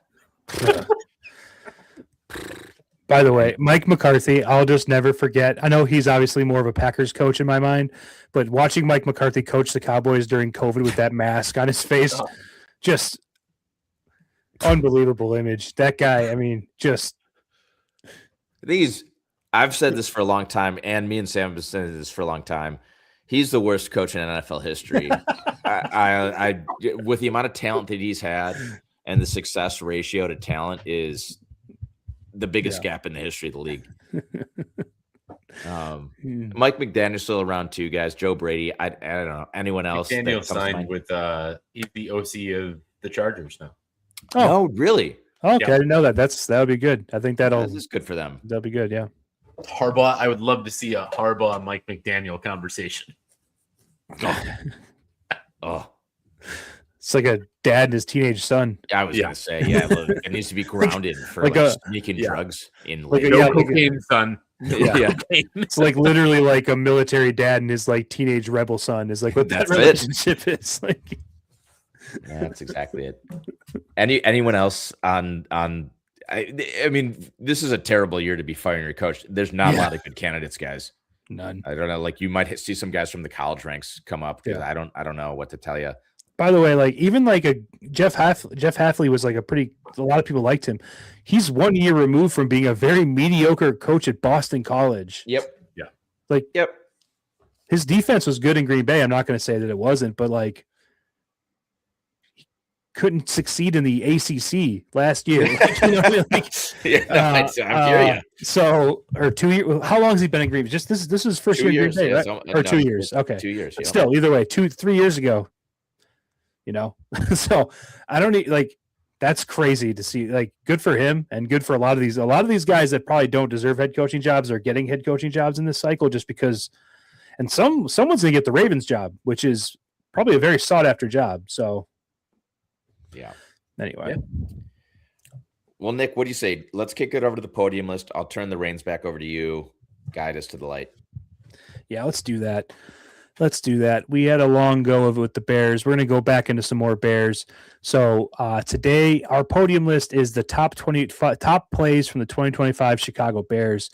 But before we dive into it, the barely qualified podium list is proudly fueled by the fizz of Glen Rock Pop, Lake County's legendary soda revival, crafted with pure cane sugar poured into classic glass bottles and bursting with nostalgic flavor. Glen Rock is more than a drink. It's a hometown icon. Whether you're sipping on orange, cream soda, or my personal MVP, the all-new lime, Glen Rock is bringing joy back to every corner of Lake County. Do you want to catch their pop-up trailer in action? Follow Glen Rock Pop on Facebook for latest event stops. Ready to stock up? Head to glenrockpop.com to find retailers near you. From tailgates to game days, Glen Rock Pop is the ultimate sideline sip. Don't just drink, celebrate. So, with that being said, we are going to dive into it. Top plays of the 2025 Chicago Bears. We are going to go in the order of gold will be J, Nick, Drew. Silver will be Nick, Drew, J. And then we're going to finish up in the bronze with Drew, J, Nick. So, with that being said, Jay, what is the best play of the 2025 Bears this season? You have the floor. I mean, how many different plays do we have to choose from this year? It's unbelievable how many just legendary plays there were. It's really hard, in my opinion, it's really hard to pick the top one of them. I think that there's 4, 5 that could be in the one spot, honestly. But I'm going to go with the old Windy City Miracle, as they call it, week 16 against the Packers. So I'm not picking a playoff game, although I certainly could, but that week 16 comeback in that 46-yard game-winning touchdown to DJ Moore in overtime, I think has to take it for me. Just the amazingness.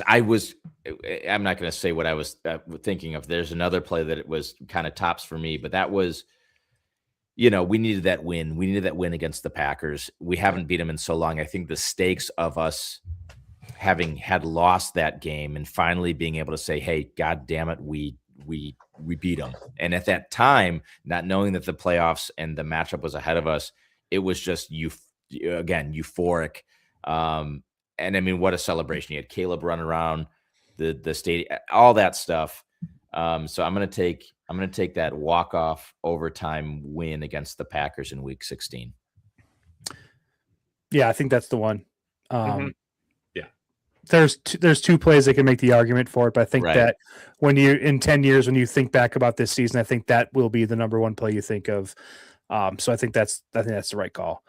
Yeah, I'm going to go ahead and take my gold pick. I think the other play that you could have made the argument for, and again, it wasn't like when you think about the grand scheme of the game, like no points were scored on this play or anything, but you got to say the 4th and 8 pass to Roma Dunze is what I'm taking on the gold. Caleb escaping to his left, both feet off the ground, doing the jump man. I don't know, I think that's right behind the Caleb, the Caleb to DJ touchdown that you took. So I'm taking the 4th and 8 pass to Rome. Yeah. I mean, you're picking some good picks when you can have the plays actually have their own nickname. Like you got the jump man, everyone's going to know. You got the Windy City Miracle. It's fantastic. It's that's where you want to be. Yeah. All right, Drew. I mean, again, those were my top 2, and this past weekend has to be. Yeah. It just has to be there. I considered taking anything but that has to be extending it to Komet, getting even a 40-yard throw for 14 yards touchdown when all hope was seemingly lost, off your back foot, miracle throw. Yeah, I'm taking that one this past weekend, even though it didn't result in a win, did result in a touchdown, getting us to overtime, having more hope in our lives. It will be a highlight for sure forever, just like both of yours were. So, yeah, I think those are the top 3. Those are the top 3. Yeah, yep, no doubt about it. Yeah, I think that's the right order too. I think we nailed that one. Yeah, I'm really glad, Drew, you took that because I would have had a really tough time passing that one up on my next pick. So Yeah. and that one belongs in the gold for sure. It's just a shame that the Bears win that game. It gets like a fun, I dubbed it the Windy City Miracle. I've heard other people say that as well. I don't think that's going to catch on because they didn't win the game. Correct. God, you win that game, it gets a fucking you get to be up there in NFL history with a cool nickname, but whatever. Either way, great pick. I think that definitely deserves it. I'm going to go into silver now. I'm going to take a play. I'm actually going to jump backwards in time a few months. I'm going to go to the middle of the season. I'm going to take the Colson Loveland touchdown against the Bengals. I thought that was one of the first times this season that I really just got up out of my seat and jumped up and down and started screaming. That was, the Bears were having a good year up to that point, but that play really, I feel like was the beginning of it. And that was just the first time that it just felt like something's different this year. So yeah, tasting the Colson Loveland touchdown against the Bengals. Yeah. There's a lot of plays from that game since it was so high scoring that you could have taken. Obviously that one going down with 2 passes and scoring and kind of somewhat the emergence of Colson Loveland. It was huge for this season. Mm-hmm. Absolutely. Ping ponging off of 2 players and just outrunning players to the end zone. Yeah. Great play. That was my next. That would have been my pick, Nick. Yeah. So I guess I'm gonna have to go somewhere else. Yeah. Hang on 1 second. I have 2 plays in here. I'm going a little off book of the impactful players. I think this was a huge start for a lot of the season and a huge play that we needed to kind of get a winning streak keep going and everything. I'm going with the Josh Blackwell blocked field goal. Oh yeah. Yep. Against Oakland. Needed that to keep a winning streak going. That was the series of I think that was the second game in the series of close games that we kept going on. You lose that game against Oakland, or I'm sorry, Oakland. I keep saying Oakland. Las Vegas. Yeah, sure. and it could have been just a different impactful season, but that started to trend in the right direction of winning close games, making impactful plays. That was huge for me. I remember seeing that field goal was definitely going in. Josh Blackwell comes off the edge. Boom, done. Let's go.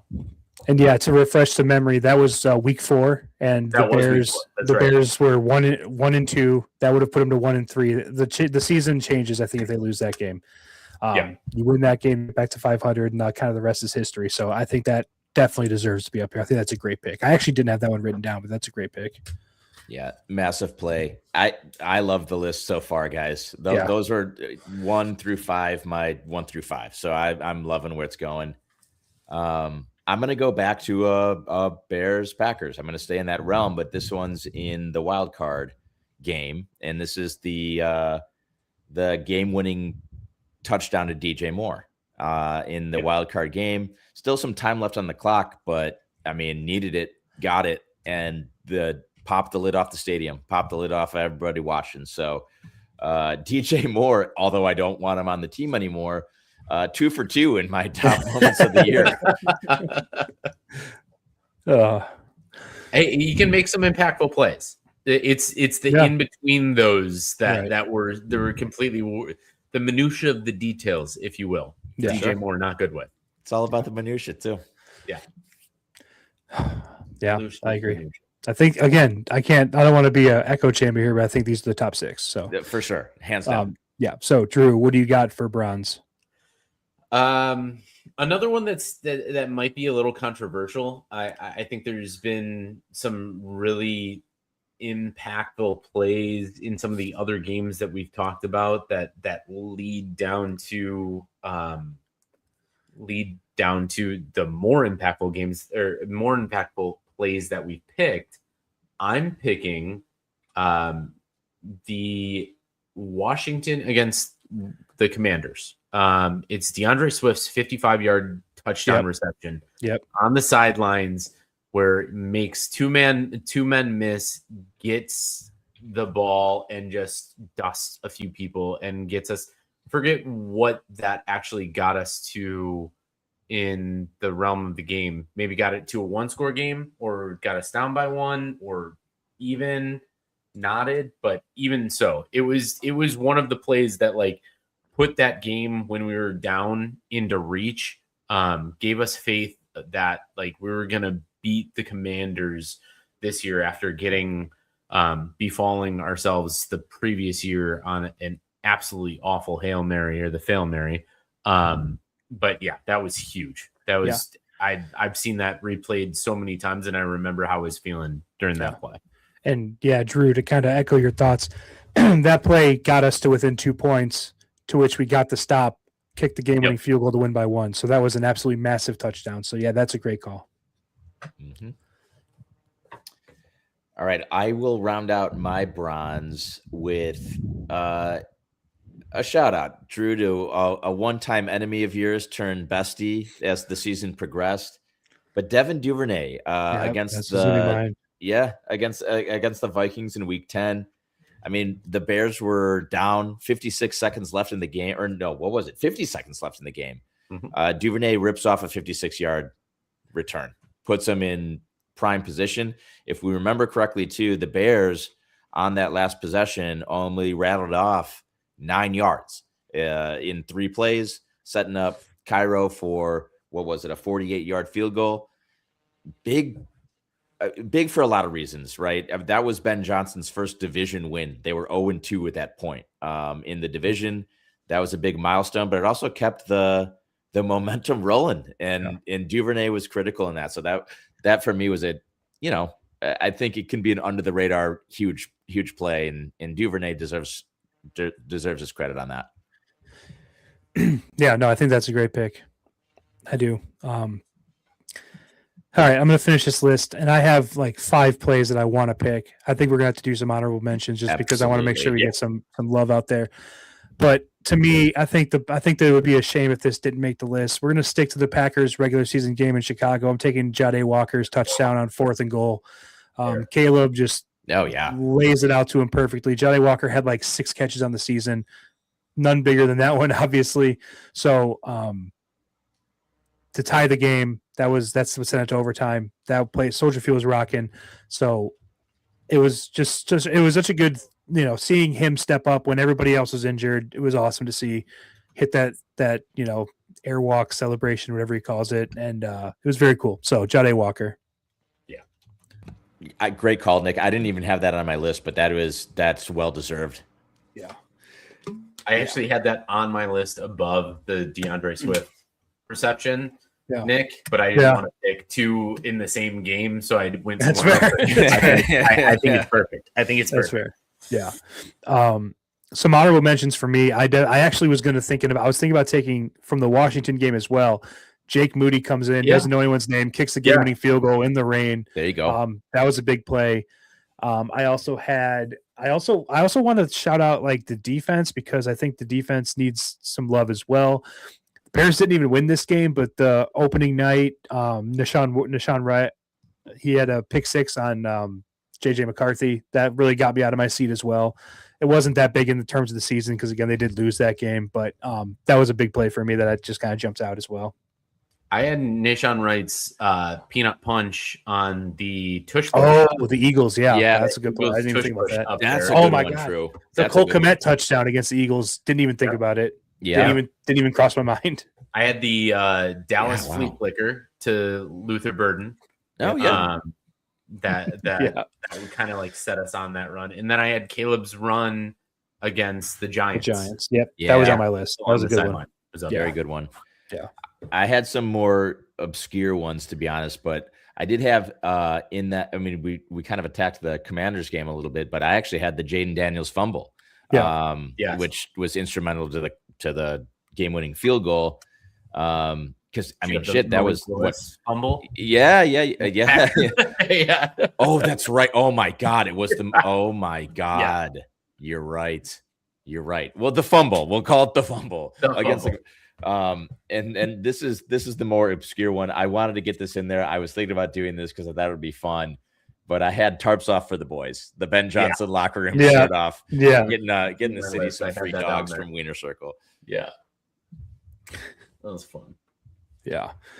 All right. Well, that was good. I think. I mean, we probably could have gone, 6 levels deep on this. We True. just, that was good, and it's just we could have done this last year. Like we couldn't have done this last year. So it's good to see that there's memorable plays being made. Like it's again, Drew, you brought up that punch out, the Nishan Wright punch out on the Eagles game. The Cole Kmet touchdown in the Eagles game was one of my favorite plays in the moment. I didn't even think about it. So it just goes to show you what a fun season the Bears had this year. So, all right, let's I'll get that out to the people so we can vote on it and all that fun stuff. But why don't we dive into some closing thoughts? It's been a longer show, so appreciate anyone who's still listening to us. But Jason, why don't you go ahead and give us your closing thoughts this week? Sounds great. Nick, I was talking to you a little bit about this before the show started while Drew was evacuating his bowels. But I'll keep it short and sweet. That's not what Drew is doing. That's not. That's true. Oh, man. No, in Lisle, where I live, right across from my house, there's a development company trying to put up a big data center. So our community has been really rallying very strongly, very quickly against that.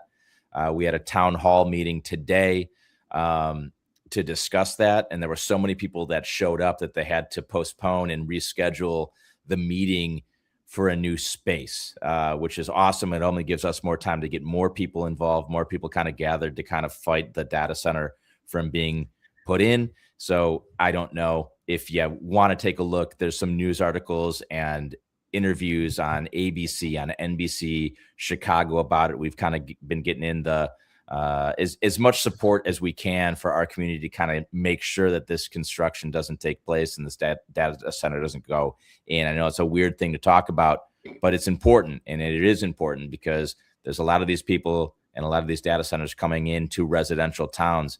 There's really no need for them to be in a residential area. There's other spots that these places can be. There's health impacts. There's financial impacts on the communities.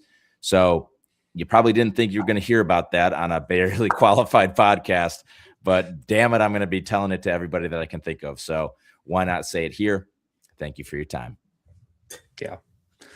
Well said. That's an important thing. I agree with you 100%. And I fully support anything you guys do down there in Lisle. Hoping for the best. That, put that somewhere where there's not a bunch of people and kids and stuff living. That's just, you don't need that. Yeah.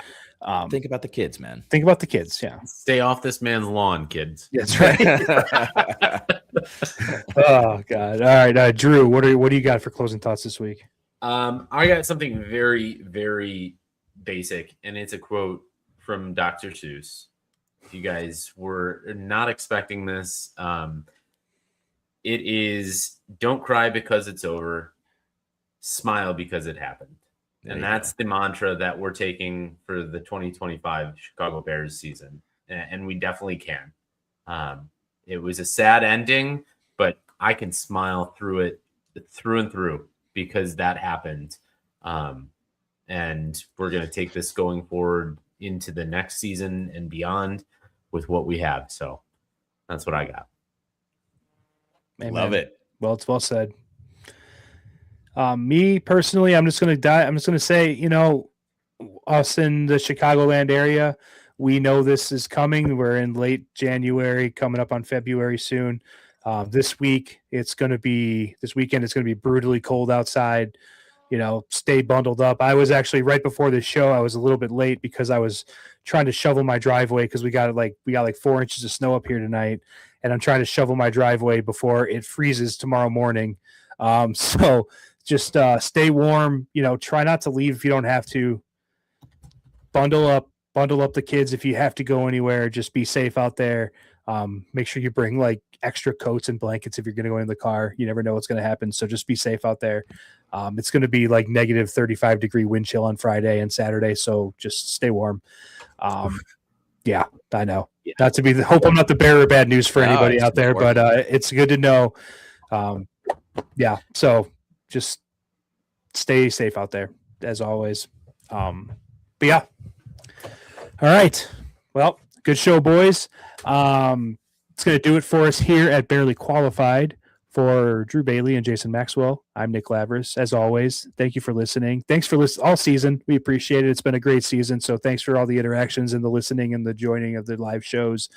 We absolutely love it when people are on the show with us live. So keep that up. We'll be keeping up the show. So watch our social medias for updates on the scheduling. We're probably going to drop down to 1 episode a week. But thank you for listening, and we will catch you all on the flip side. Thank you for listening to the Barely Qualified podcast. Like, comment, subscribe for more on a bi-weekly basis.